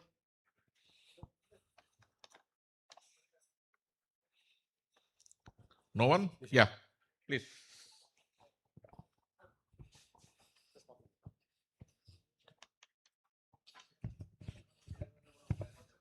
Is it maritime progress? No.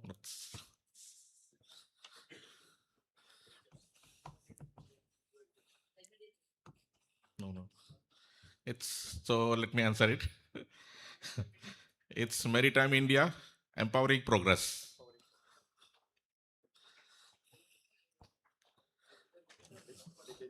So our next question. Yeah. The next question. Name the flagship program for port-led development. Sagarmala. Raise your hands. Raise the hand first. That's correct. Please clap. A small moment for him. It's a basic marine. Basic. Okay, let's go to the third question. Which vision aims to transform India into a global maritime leader by 2030? Please raise the hand. Please raise the hand.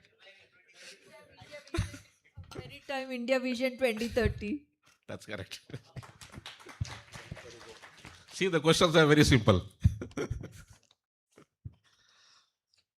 Okay, now the fourth one. In the context of this ongoing 2026 West Asia conflict, name the first Indian flagged vessel successfully crossed the Strait of Hormuz after being stranded by a blockade. Now, one by one, just raise the hand and take the mic. Please raise the hand. Yeah.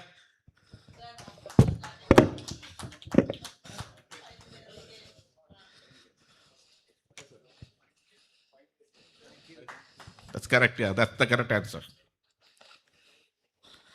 Okay, now everybody know the IMO's SDGs. So can anyone tell what SDG stands for? Please raise the hand. Mike. That's correct.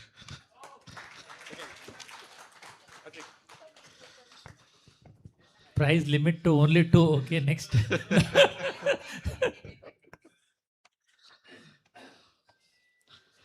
Okay, next is on that only. Okay, now when was the first National Maritime Day celebrated?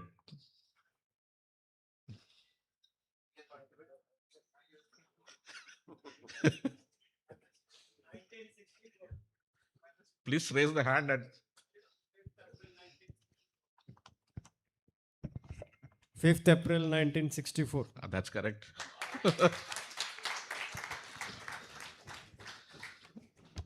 Now everybody knows this date and all, which vessel crossed. Now, which was the port? Name the ports from where it started and where it ended.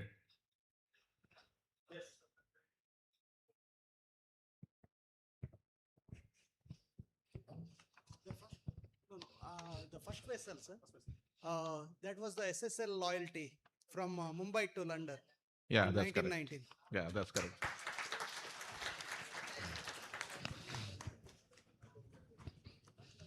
Now the eighth question. The Day of the Seafarer is celebrated every year. Okay, now that everybody knows. Now, When and under which resolution this was established? The Day of the Seafarer. First, you can tell me the date. Which date it is celebrated? The Day of the Seafarer.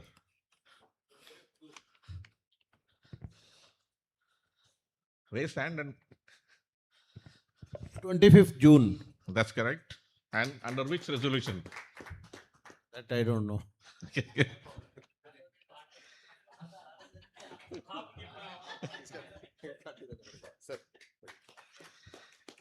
It was resolution 19 of 2010 Manila Conference. Now the ninth one. Named a 40,000 vessel to call New Mangalore Port. Okay, that everybody knows. I know that. Now tell me the date on which this milestone was achieved.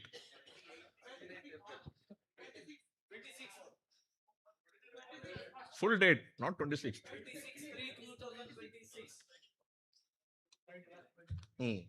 That's correct. Okay, now the last one. I hope everybody is enjoying.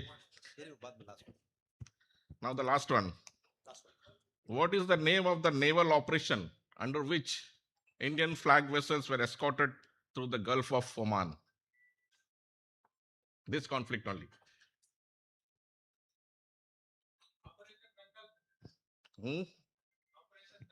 No. No. Anyone else? Yeah, please.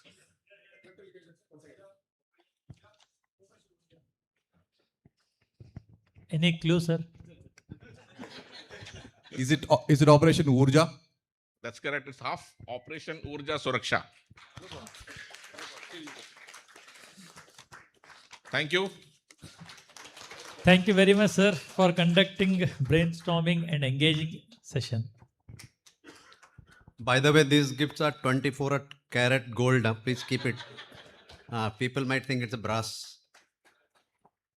And we must thank Captain Manoj Joshi, sir, for introducing this session during this workshop. A round of applause to our Captain Manoj Joshi for having this session.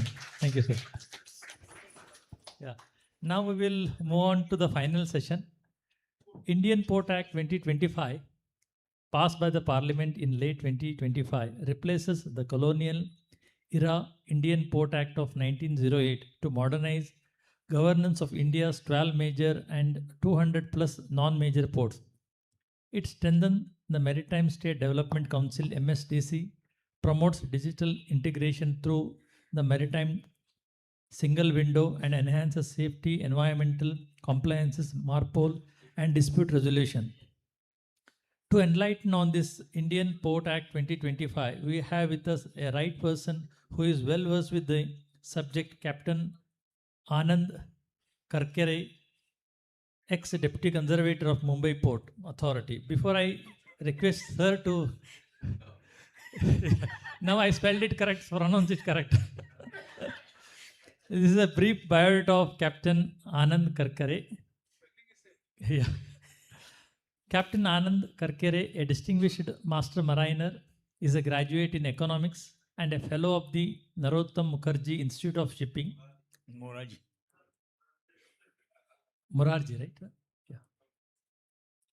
With an illustrious maritime career, he has commanded a wide range of vessels and subsequently served in the pilotage service of Mumbai Port Trust, raising to the esteemed position of Deputy Conservator.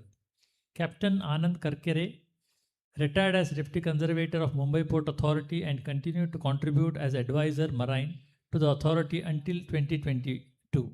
He also served on deputation as Chief Port Officer with the Maharashtra Maritime Board. He is presently engaged in the development of port infrastructure in Maharashtra, continuing to contribute his vast expertise to the maritime sector. Now, friends, let us welcome Captain Anand Karkare to deliver his address. Yes. Good morning, everyone. I am honored to have been invited over here in this August gathering. Thankful to Deputy Chairperson and the officials of NMBT. I would like to bring in the presentation. So what I will do is that as I progress, the first is that how the Indian Port Act of 1908 came about, and then subsequently how it got transformed into the Indian Port Act of 2025. See, this is what one just want to. It is a just of the historical interest. So this is what the evolution of Indian port legislation. Initially, like as you know, that this is the pre 1908. The 19 actual act came in 1908, and the subsequent now the 2025 Indian Ports Act has come about. See, what was it before 1908? There were three presidencies British rule, that is Calcutta, Bombay, and Madras. So each one had a kind of a fragmented rules and the regulations, and because of that, there used to be always a kind of a conflict in transporting of cargo, the ships, and various issues were there. So in order to address this, the Indian Port Act of 1908 came into being, and this was a single framework unifying rules for operation, safety standards, revenue generation, and the governance structure. Now, this act, it was applies to non-major ports and major ports, both that is called as notified ports. So, in the brief, they established comprehensive rules for managing port operation, infrastructure, and administrative. Now, this safety of ships through pilotage rules, signaling system, and accident prevention measures. Now, in this one, I would like to bring in, those days, there was no walkie-talkie or VHF communication. So, it is the information about the ship message that the ship can arrive in the port, and when the ship arrives in the port, those flags, what you call, and see the semaphore flags or the signaling system, actually those used to be used. My colleague, Captain Manoj Joshi, may be aware of it. Like in Mumbai, till as late as till 1980, the pilot used to pass on the order to the tugs by the whistle. So that is what the signaling system came about. So slowly how we have progressed about. So this was a signaling system was important. Like when the ship comes, then when the ship has to berth, the typical flag is to be hoisted at the signal mast of the port. So that was the signal system and accident prevention measures. The port dues and revenue. So this was each port by act they were allowed to collect the revenue like port dues, charges, pilotage charges, and any other penalties for the violation. This Section 6 of Indian Port Act, and particularly Section 6K subsection, that was the most common often used section for formulating of the rules. And as per the evolving maritime needs, under this, we used to, though the Indian Port Act had become not up to the current area, we were using this Section 6 subsection for making rules in the port. Now, see, in the Indian Port Act, the conservators of the port, that is either the Board of Trustees, in case of the port, minor ports, non-major ports, it is the port officer, or if there is a board, then it is a chief executive officer of that particular board. That is what the conservator is. And some of the infrastructure, this particular one was maintained or mentioned in the act for the purpose of giving the responsibility to the ports to maintain these docks, and also there was a penalty if there was any damage to the docks or the structures of the port. Again, I'm repeating the same port dues and pilotage charges, the strict rules for pilotage, anchoring, berthing, and what I had explained earlier, same mandatory signaling system for navigation and safety. Now, health, safety, and environment. That time it was a minimal, but if you consider 1908, that when the act came into being, That time there was a fear of epidemic like plague and cholera. So that's why, like when you read, means when you used to read, so we used to wonder why this kind of rules, like airing of beds, then the making compulsory for the people, seamen on board the vessel to follow certain norms. So basically, it was for that. Now, this one, in short, what this Indian Port Act came about, the act was consolidated a fragmented legal system into a single comprehensive. It embedded pioneering provisions for public health, strict quarantine protocols. That is, the quarantine ship used to be kept in a separate anchorage, banning of dumping of ballast and oil, and the foundation for reform was served as a bedrock for maritime law for over a century and is the foundation of IPA 2025. So the 2025 is actually a development or the progress towards considering the modern era. Now, as you know, like it has represented just now, earlier also it was mentioned that the government has realized the ports are silent engines of Indian economic growth and sustenance, and contribution is almost 95% and 70% by value. Here I would like to bring in that maritime vision and Niti Aayog. I was one of the group member of this Niti Aayog on the blue economy, working group 10. So in that, a lot of thought process had gone about what is required for a development for the port and how will it come into about. So the effective development or any of the change what you have to bring in, it can be implemented only if it is represented by the act or the specific power is given by the act. So after considering that, revisiting entire this, all the ports, acts, the changes, this is all only after that, the Major Porters Act, Merchant Shipping Act, and the Indian Ports Act. So all these have undergone the change. Indian Port Act. So this particular one, like as of today, the Indian Port Act 1908 was in force till yesterday. And today, from that is the 1st April, the Indian Port Act 2025 has come into the effect.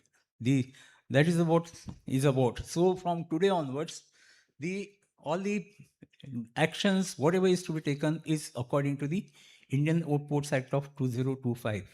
So that is what it is about. Now, what is the main thing about the Indian Ports Act 2025? It provides a comprehensive framework for the governance, development, and regulation of ports aligning with global maritime standards and environmental conventions. Now, here, in this one, the main thing is that major parts like a conservator's duties, then the port limits, then the whatever the construction, the civil construction, the penalties for damaging, all those kind of things from the 1908 have remained more or less same in 2025.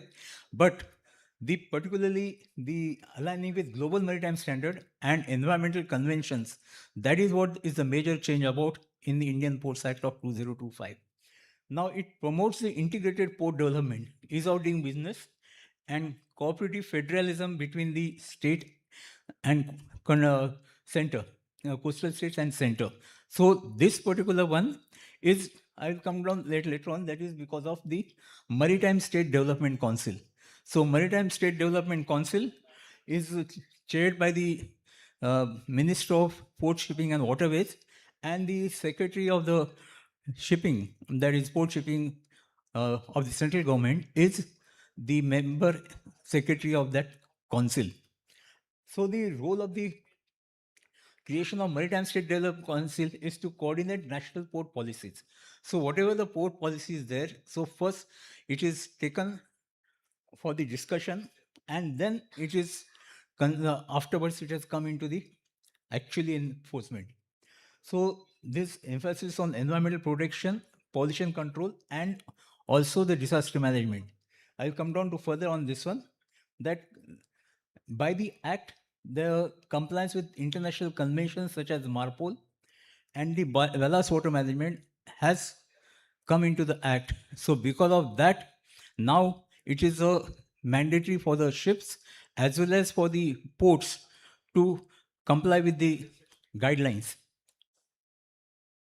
Now, the other thing, what is introduction of digitalization, transparency in port operations, and the overall is that aim of this Indian Ports Act is to make it a more sustainable and efficient operations of the port.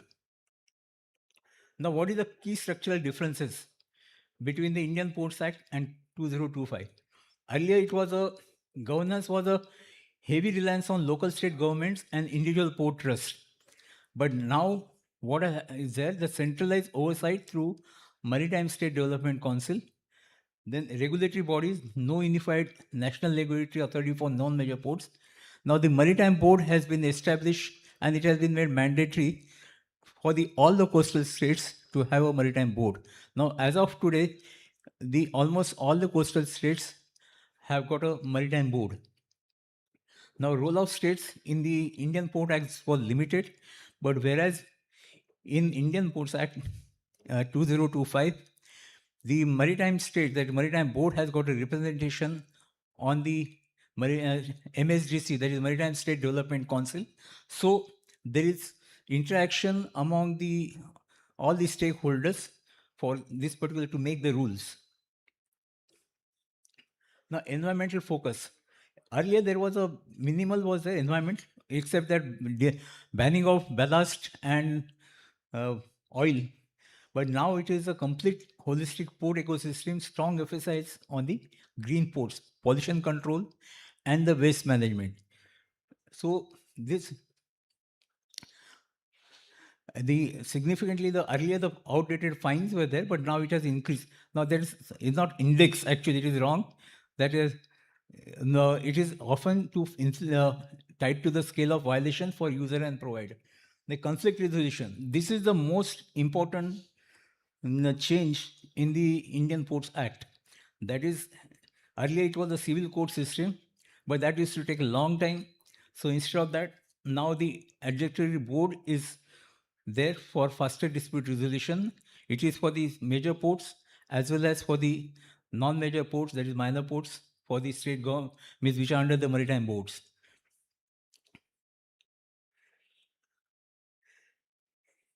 Earlier, the MSDC, this is what I'm coming down to highlighting each area. MSDC existed as advisory board since 1997. So some of the things of MSDC for the path breaking was the Sagarmala. That was one of the main thing, but those it was just consultative and guiding. But whereas by bringing MSDC into the act, it has got more power and to give out in the introduction of regulations and the guideline MSDC will provide, that is to be followed by all the maritime states and the major ports. So MSDC, that's what I said. It is the integrated planning and drives port-led economic growth. Now, primary aim is to optimize management utilization of coastline, national development priorities, and the issue of national security. So, the Act in this one has come out with all encompassing the issues of the ports operation. The Act makes the NPP, that is National Perspective Plan, a statutory requirement. Earlier, what used to happen was that the development used to be in the short bits and pieces. Say, for instance, a port which is close by, that one port is developing and it is winning away the traffic of the another port. So that it is a duplication of the infrastructure, is duplication of the financial burden, expenditure. So this particular one, National Perspective Plan, will take into account the entire requirement of the trade, what is it required, and how to coordinate among the states and the coastal states and the major ports. Though the NPB serves as a master framework for connecting port capacity, industrial growth, and the coastal community development. But this one has been embedded into the law, and the government can coordinate efforts between the ports, inland logistics, and industrial zone more effectively. The statutory requirement act makes the National Perspective Plan mandatory, aligning the major port and coastal development within the nationally approved long-term plan.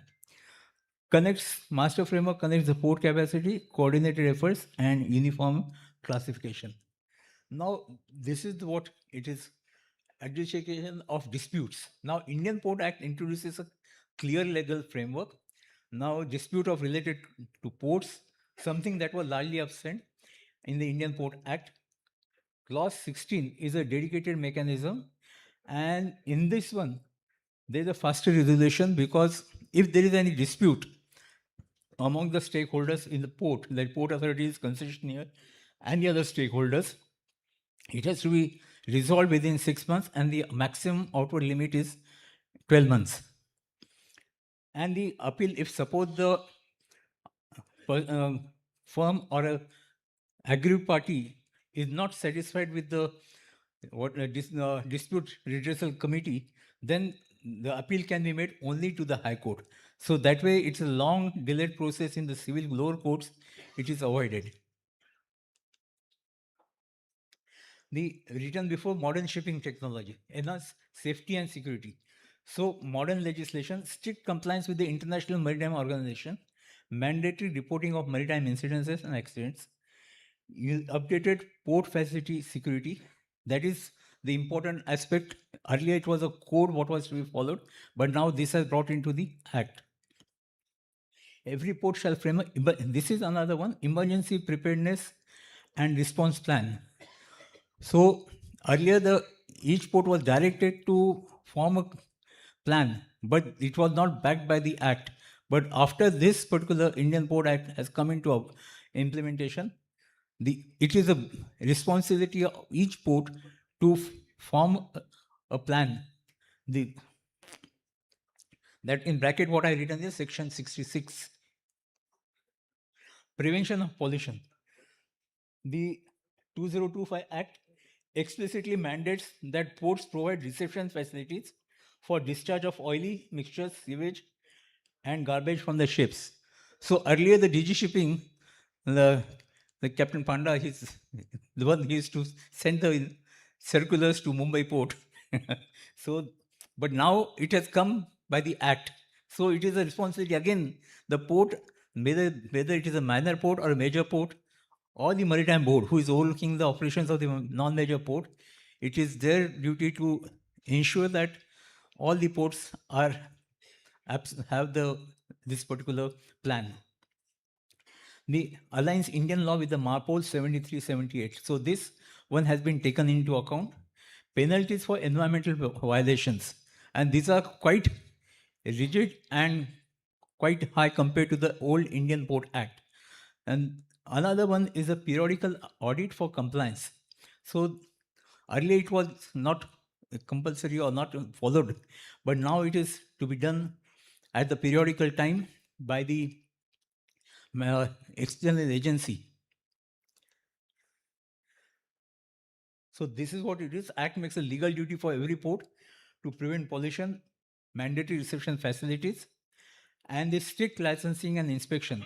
Ships and port operators must comply with the specified environmental norms. Port can inspect and penalize violations. So in case if the ship has come in the port, like this one is done by the port state control also, but even the port, in case they feel that the ship doesn't have the particularly as pollution control measures, they can report it to the DG shipping. Ban on harmful discharges. So this is a normal green port initiatives. Now, just now we heard that NMPT has gone into the solar energy. Even for that matter, quite a lot of major ports have resorted to solar as well as the wind energy, and converting into the green energy for the ports.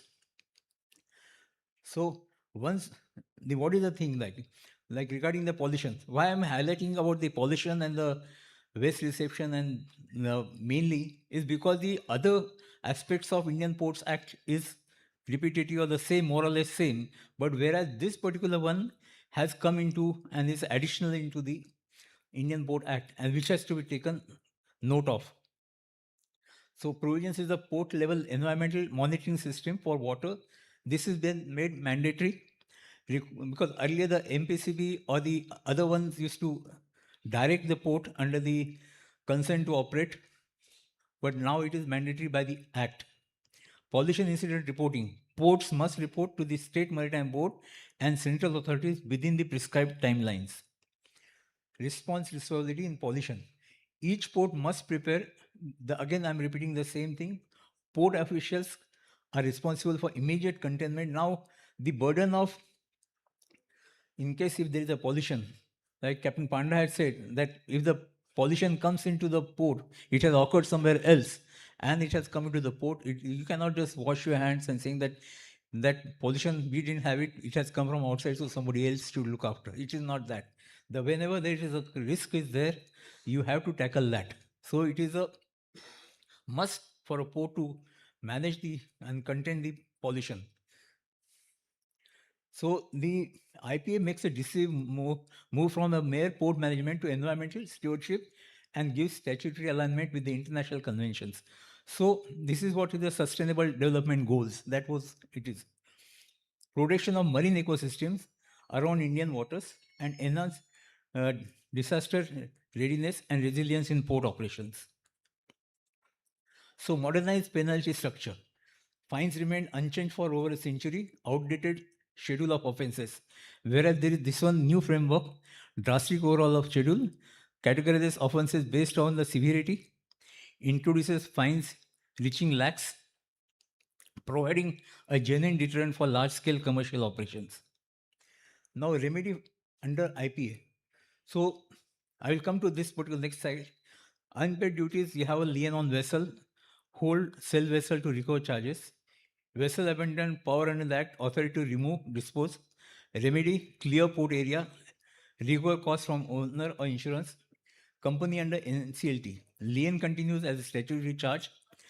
Priority recovery before unsecured creditors. So in this one, I'll come to, like Captain Doshi will be aware, we had a peculiar issues in Mumbai port that Tag Offshore was, and a great offshore agency, they had declared them as they were under NCLT, and their ships, the tugs were there, abandoned and lying about. And we had a problem of looking after that.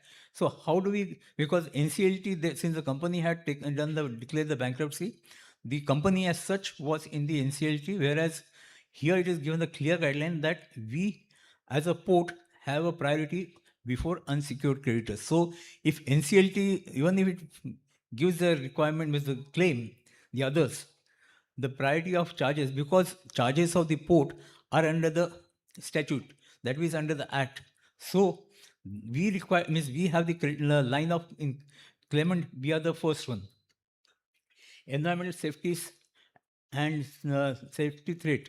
So order removal of or disposal, ensure navigation and environmental safety.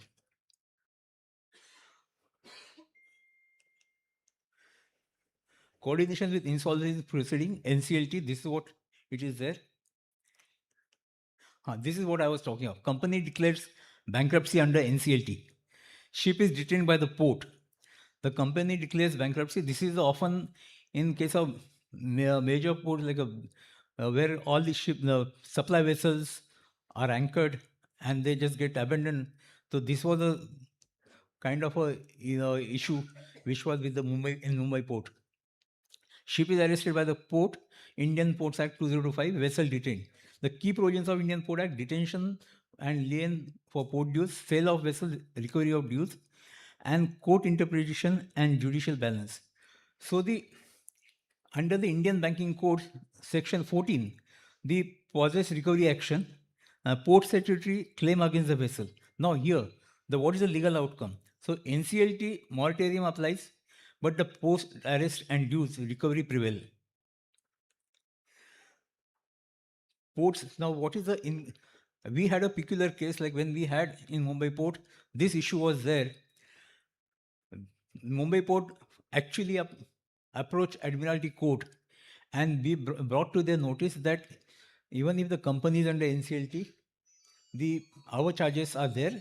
So Admiralty Admiralty action in rem against the vessel. So here what has been treated as a vessel is different, that is in rem, and the company is different. So it is taken as a separate one. Courts harmonize both the regimes, ports can recover statutory dues while insolvency continues under NCLT supervision. Interaction between IPA 2025 and MPA. The Indian Port Act serves as an umbrella ensuring the harmonized policy, environmental and safety standard, both major and non-major ports. The Major Port Authority Act continues to govern the internal management of the port, major port, but it has to be under the National Maritime Policy under the 2025. Both acts are designed to function complementary and not in conflict, together steering India's blue economy and port-led development. So in short, the Major Port Authorities Act 2021 governs how major ports are managed, and Indian Port Act governs how all ports, major, non-major, are regulated and developed and coordinated nationally. So next, that is it.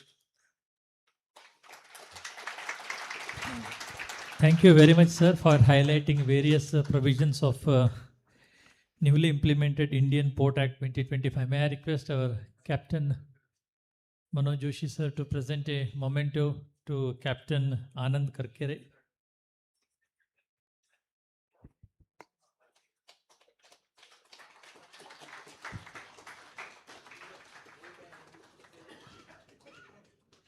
Yeah, thank you very much, sir. Now we will have a question and answer session.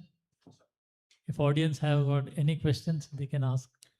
So friends, program थोड़ा late start हुआ तो सबके ऊपर pressure था, तो pressure इतना जोर का रहा, सबने कट शॉर्ट किया, तो अभी हम लोग को टाइम बच गया. So now it is suggestion from my senior captain Panda. He said ये भारत देश है, यहाँ पर कोई भी ज्ञान संवाद से दिया जाता है. भगवत गीता है अर्जुन और श्री कृष्ण के बीच में, भागवतम है सुखदेव गोस्वामी और परीक्षित महाराज. तो आज भी हम यहाँ पर संवाद करेंगे. यदि आपके कुछ सवाल हैं तो आज मैं मंच पे आमंत्रित कर रहा हूँ हमारे दोनों guest speakers, captain Karkare, captain Panda.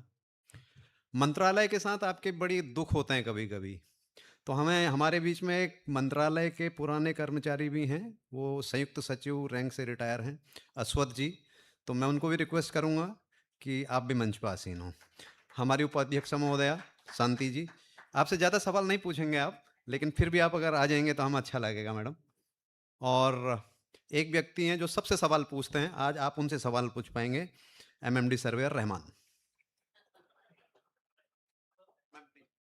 I request the eminent speaker, Captain L.K. Panda, Captain Anand Karkare, Deputy Chairperson Madam, and Ashwath sir, and Surveyor in charge MMD, please take the seat on the dais. Now we will have a question and answer session.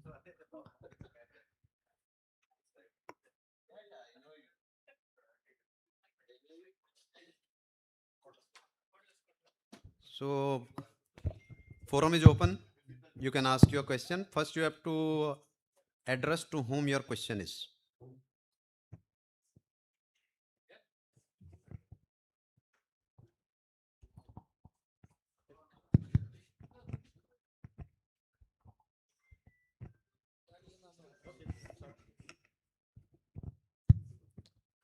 Good afternoon, sirs. So the question is open to you, or anybody can answer. See, now that ongoing war is going on. So can you just tell us what is the IMO's action to safeguard those vessels passing through this Hormuz?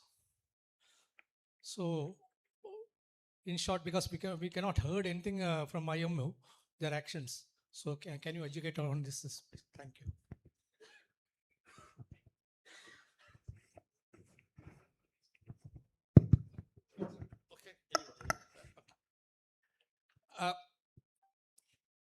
See, so far as IMO is concerned, IMO makes regulation with respect to safety of ship and with respect to safety of marine environment.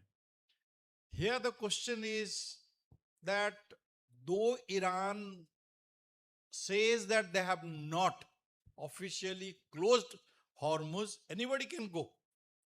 And at the same time, the others say that the insurance premium has gone up so much that the ships are nobody is giving them insurance. And no ship owner would like to pass the strait without insurance. So, in my opinion, and otherwise also, IMO very recently has clarified that they don't have direct responsibility on these issues because it is not impacting the safety of the ship or the marine environment as such. It's purely a commercial matter and a dispute resolutions between the states. That's all.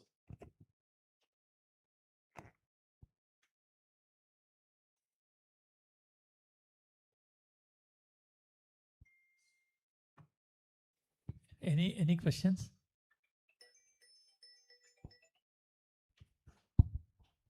Captain Panda, you had mentioned that ship in CII category E. So if vessels don't meet and come into that category, they will possibly start trading in the Asian region. 10 years back, we said ships with very poor post-trade control records did the same. So question to either you or to the MMD surveyor, what can we do to prevent something like that happening? That these kind of vessels trade in Asian waters? Yes, category E are those vessels which must meet requirement under the CII, that is reflected in the IAPP International Air Pollution Prevention Certificate. Now, those ships definitely they can't go to Europe because Europe has increased its sensitivity. They can't go to so many other places. So obviously they will go to those places where the inspection regime or the control regime is relatively less. Though we have a central body, that is the DG Shipping and its offices around the coast of India, who are authorized to do the port state control inspection, but nevertheless, it doesn't stop the other entities to bring it to the notice of the MMDs, such as if the major port authorities see a vessel not complying because of the fumes and things like that, or the engine stack, they can definitely report to MMD and MMD will carry out the inspection because these issues cannot be delegated to somebody. So it has to be inspected by the ship. So every entity can bring such information to the central government authority, that is the MMDs, who will definitely inspect and detain if required be. Thank you, sir. So just to add on, since with this we hear from Captain Panda, who has been ex-nautical surveyor. Can we hear the latest from Mr. Rahman also, if you want to add something on the same question? Same thing, like we have a very strong PSC regime here. We have that IOMOU website where we monitor all the vessels who are coming here. So we see their track records, how they perform, what is their previous deficiencies and all. If anything is there, we 100% we board the vessel. Is it under the purview of port state control for CII category? Yeah, we see that. Okay, now Mr. Aswath has requested he has to say something on the same point, sir. Same question. No, I would like to say something. I would like to add something to what Captain Karkare had made a presentation. This Indian Ports Act was not easy to pass. Means Indian Act Ports Bill, because I was in the ministry and it took more than 10 years to convince the states what is the use for the states because of this Indian Ports Act. Because all along they were of the view that the center is trying to dominate the scene. They want to take a major role and diminish the role of the states. But it is not so, like Captain Karkare explained, whether it is in terms of the pollution or having a better control over the maritime activities in the state. This was a necessary. We have received from the chief minister level some protest that why you are bringing such a bill which will overrule the role of the states like that. So especially in MARPOL, maritime pollution, where nobody knows whose fault is this, because the sea belongs to everybody. the water belongs to everybody. But when it gets polluted, who is responsible? How to fix them? So this was the main agenda which was there in the center, this thing. And also this maritime boards. We tried more than 10 years to form a maritime board so that like we have in major ports, the individual boards are there. They are successfully overlooking. Suppose, for example, our New Mangalore port, if you are seeing, because the new major port authority act was passed, and there is a role for the chairperson, the deputy chairperson, the functioning has been very smooth without any this thing. We have surpassed even this 50 million tons without the chairman is not in position, and there is an acting chairman.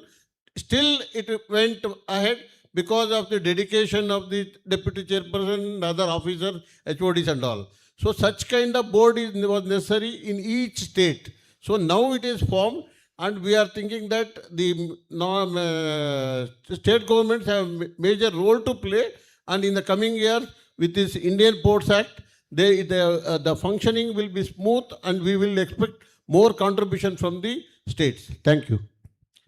Thank you, sir. Since mic is in your hand, and you have been a very high-ranking official in the government of India, and especially you have been in port development advisor. So as we are hearing again and again, port-led development and all, if you can throw some light on that so that the gathering can benefit from that, and if any particular scheme which these people can take benefit of, that also you can bring up. This port-led government has been in it is there since 15 years. So primarily the Gujarat government, it was coined by our Honorable Prime Minister when he was Chief Minister there. And this port-led development means, when earlier we were thinking that the port is there, the stakeholders should come and take their cargo for export or import. That used to be the position. Now a new concept, because port is there, you have to develop some industries. So the industry may be petrochemical industry or the textile industry, as you see in Tamil Nadu, or any other industry. So in JNPA, we introduced this concept rigorously, and we formed the special economic zone, through which more than around 40,000 acres of land we have given for SEZ, and so that so many industries have come up, whether it is storage, manufacturing, all these things came up because you have a port. Port-led development is necessary for economic growth. That concept has come into place. And Gujarat, as you can see, it handles more than around 450 million tons of cargo as of now. And it has developed more than around 50 non-major ports. All this has happened because there the concept has been taken seriously, and we have seen the economic development there. Same way, even in the Karnataka, which has got more than around 370 kilometers of coastal line, it is lagging behind. So when we tried for this maritime board constitution, it had so many hurdles. So now that it is already formed, a senior officer heading, if he can oversee all the activities, because our port, the New Mangalore port, has been cooperating with the state government, so that they can also make us the equity partner in some of the small ports. So Pavankere and other ports, we have already been in talking to the state government. So as a combined effort, we can develop these ports also, and see to it that this 375 kilometers of coastal region can be effectively used, both the waterfront as well as the land. And as regarding this, Captain Joshi told, one scheme everybody can make use of, whoever is there in the coastal region, is Sagarmala scheme. Sagarmala scheme has got around 6 pillars, other than the main pillars like connectivity and all. Even the best example is our CEMS, where we are imparting training to the young people who are hardly around 17, 18 years old, and they are getting training for 3 months. And I am happy to inform you that after this training, they are already employed. This is under the Sagarmala scheme.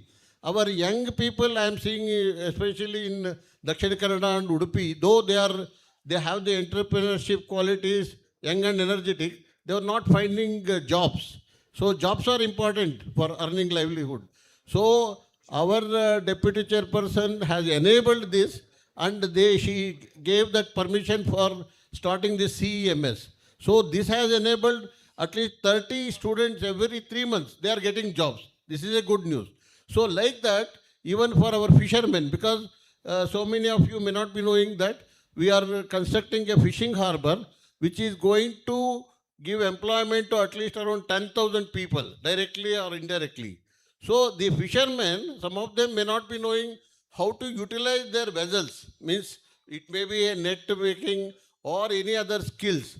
So they can take training under CMS or any other Sagarmala scheme, because they have community development scheme is there.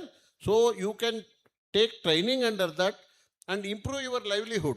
That is the main thing, because we government servants, we are getting every 6 months one DA, but you cannot get, the fisherman cannot get unless his skill is improved. So Sagarmala is a scheme where you can get all the benefits and see to it that it is used to the core. Thank you. Thank you, sir. Any question? My question is to Madam Deputy Chair, Madam Shanti. You mentioned about berth number 9 being revamped, and as well as berth number 17 to come. Now, as per the media reports, the berth number 9, I mean, like, will be projected even up to 17 meters draft. Yes. So now, in the event that you have going to have a 17 meters draft in the channel, that means automatically the other berths too can make use of this particular part, because at the moment MRPL berths are just around 14 meters. Our berth number 14 is also 14 meters. The same thing with the JSW.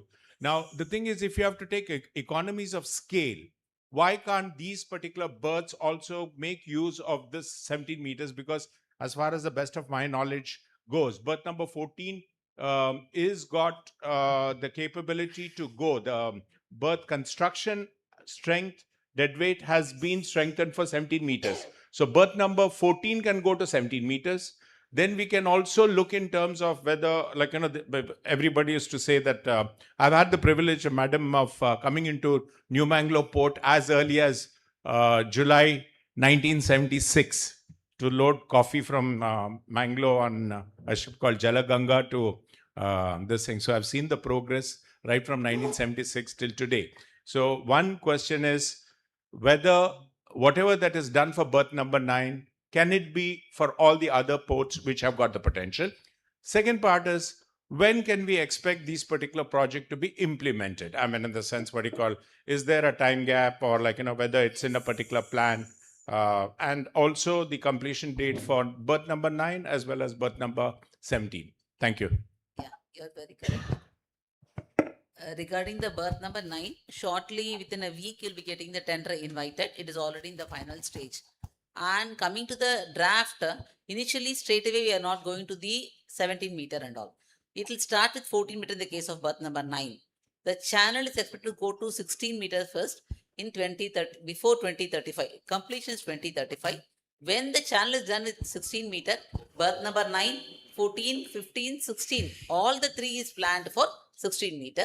And then after the second phase, we'll be going for a 18 meter draft. That's a plan. Already in the master plan, it is being placed to the current board, and the next week it will present to the ministry for approval. In principally, because as per the new MP Act 2021, a port to do a major infrastructure should get a master plan approved. Once this is being approved, they'll be taking up all the studies necessary for the dredging. So regarding that, you are told, Panda Sahab, you are told regarding the fishing vessels. Fishing vessels for nearby our port areas. Last time we had one of the vessel is calling, but master is refused to come because of the fishing vessels in and around, and we have to clear it. finally we requested with them to come without see that, because you are told regarding the fishing vessels some registration requirements. I understand regarding the fisheries department is taking care of that, and fisheries department is not even the started with that regarding they told AIS also fixed with the fishing vessels. Anything is happening on that, sir, and what is the role of fisheries department is taking of that?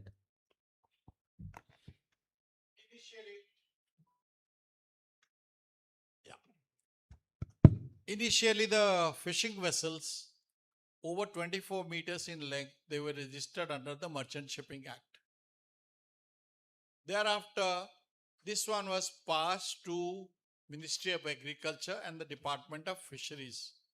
They are supposed to register these vessels. Now, why they have not been able to register these vessels, I'm not in a position to explain that. Probably because of lack of expertise or manpower, I'll not know. But the states are also registering these vessels so that these vessels get other benefits like the diesel, subsidy of diesels and MPDA and other things. So these vessels are getting registered under different act. Now coming to the AIS, yes, there was a move by the Coast Guard that every fishing vessel of 12 meters or more must have a transponder from the national security point of view. But then it was seen that the AIS was a bit more expensive. So the subsidy scheme was started. Later on, it was thought better to reduce the standard. That's how AIS B was supposed to be fitted. And to the best of my knowledge, almost 1 lakh fishermen have been provided with this AIS B. Other vessels are being slowly provided. So that more than navigational security is the national security under which this equipment is being provided. And any consideration for AIS for any fishing vessels? Any consideration from Government of India? I'll not be knowing. I'm sorry, I don't want to commit at this stage. But AISB, there are some states are providing financial assistance to procure these equipments. Detail, I'm not aware at this stage. Thank you. Thank sir. you. We are very And- close to the lunch time. So now last question Sir, from me. one more question, sir. Ashwat sir. Sir, Ashwat sir, you are told regarding the classes are taking for the students. So in where is the center?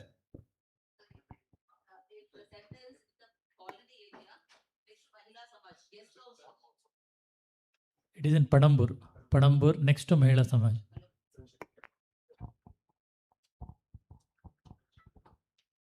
Hello. This is the residential area, Port Colony area.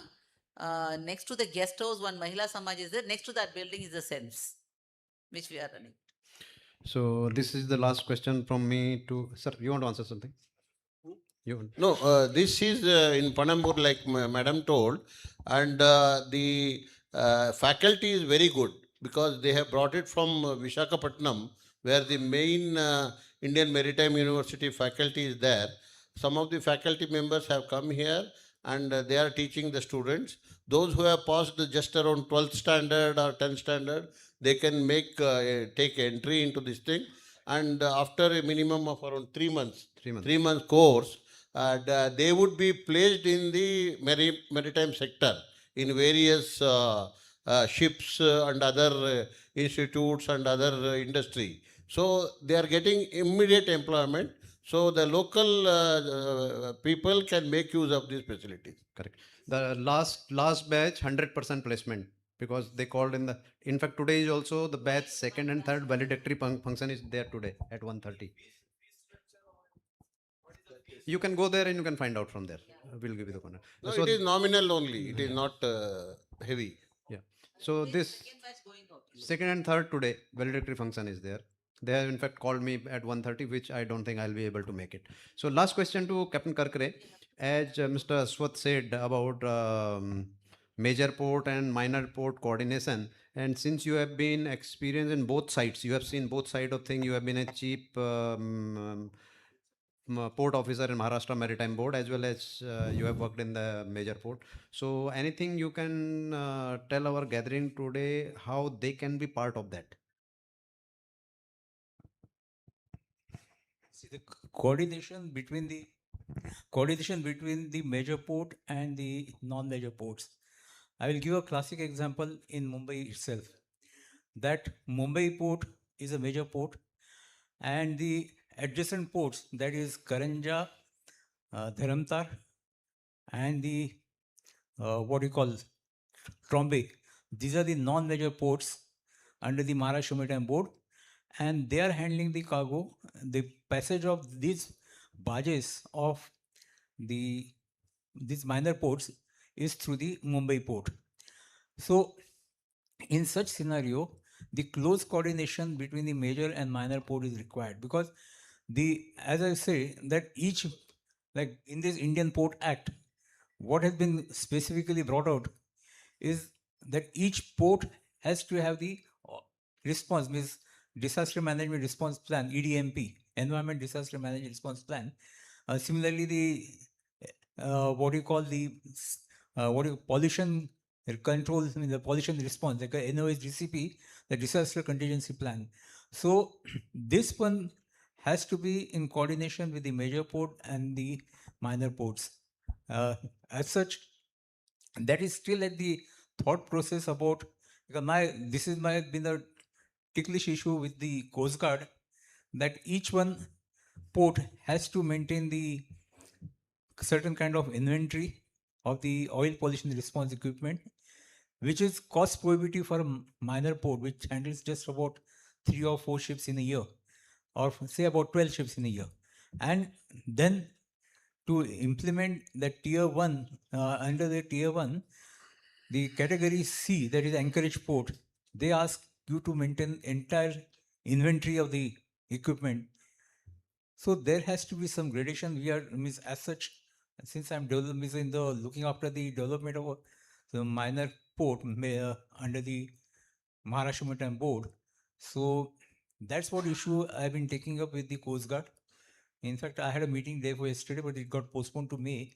So this aspect of the interaction among major and minor ports should be taken, and also how to maintain a kind of a collective equipment which can be utilized by the major and minor ports immediately when they are within the proximity. So this kind of coordinating actions can take place within the ports. Thank you very much, sir. Before I call Captain Salen for vote of thanks, I have 2 agendas. There is a very old saying, there is a man behind every successful woman. We acknowledge the presence of Mr. Ganpati Subramaniam, husband of our deputy chairperson, software engineer by profession. Thank you very much for gracing the occasion, sir. Thank you. Secondly, once I heard, please, if the dignitaries can take seat at audience, please. Thank you.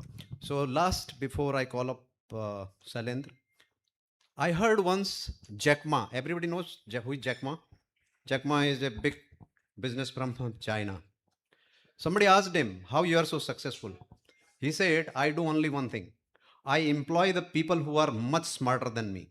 So my job becomes very easy. Same with me. I've got a very smart team led by my harbor master Salendra. I'd request this team to come up on the stage so that you can see how they are. Please, Salendra. All the people, please come on the stage. Quickly. People are waiting for the lunch.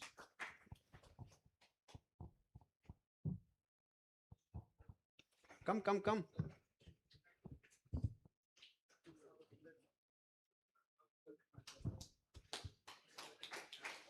I request all of you to kindly give a big hand to all these team members who have not only this function, but also there have been many functions which even I was not aware of. So thank you, team, for DC sir also can stand for a group photograph with the marine team. That we will do afterwards. So thank you, team. And also the Praveen and Bangeraji, please, you can also join. Sir, adding to this team, actually, I want to tell one thing. We have reached 50 million ton. I think I am in this port and I'm a president of steamer agents from last 20 years. And the only one factor which made this team, entire year 14-meter berth was available in the port. I think every year we have going to the port, DC, sir, when is 14, when is 14, when is 14. I think MRPL people also there here, every time they're forcing it. But I'll give this all credit to this marine department. They have maintained entire year this 14-meter berth. Of course, this deputy chairman told that it is going to be a 16. We are well, definitely we are looking forward for this, madam. Thank you again from the port user side. And as all the steamer, 40,000 ships has come to Mangalore without agent. So please recognize the port users always. We are the agents who brought all these vessels to the Bangalore port.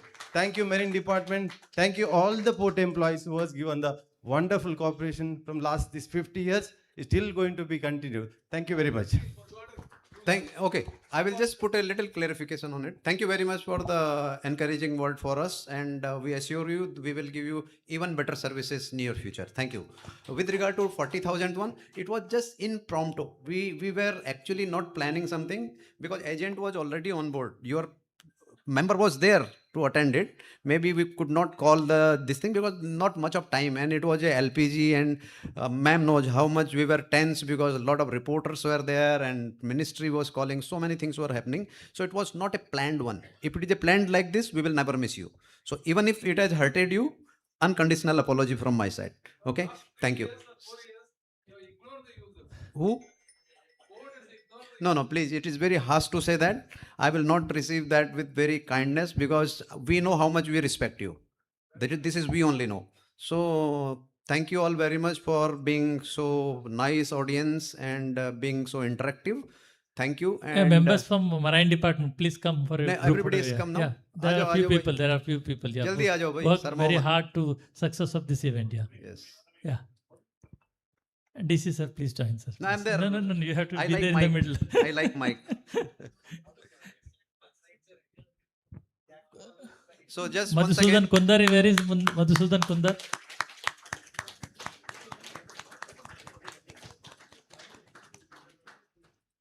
Sir अगर आप centre में हो तो अच्छा होता है HOD centre में रहे तो अच्छा.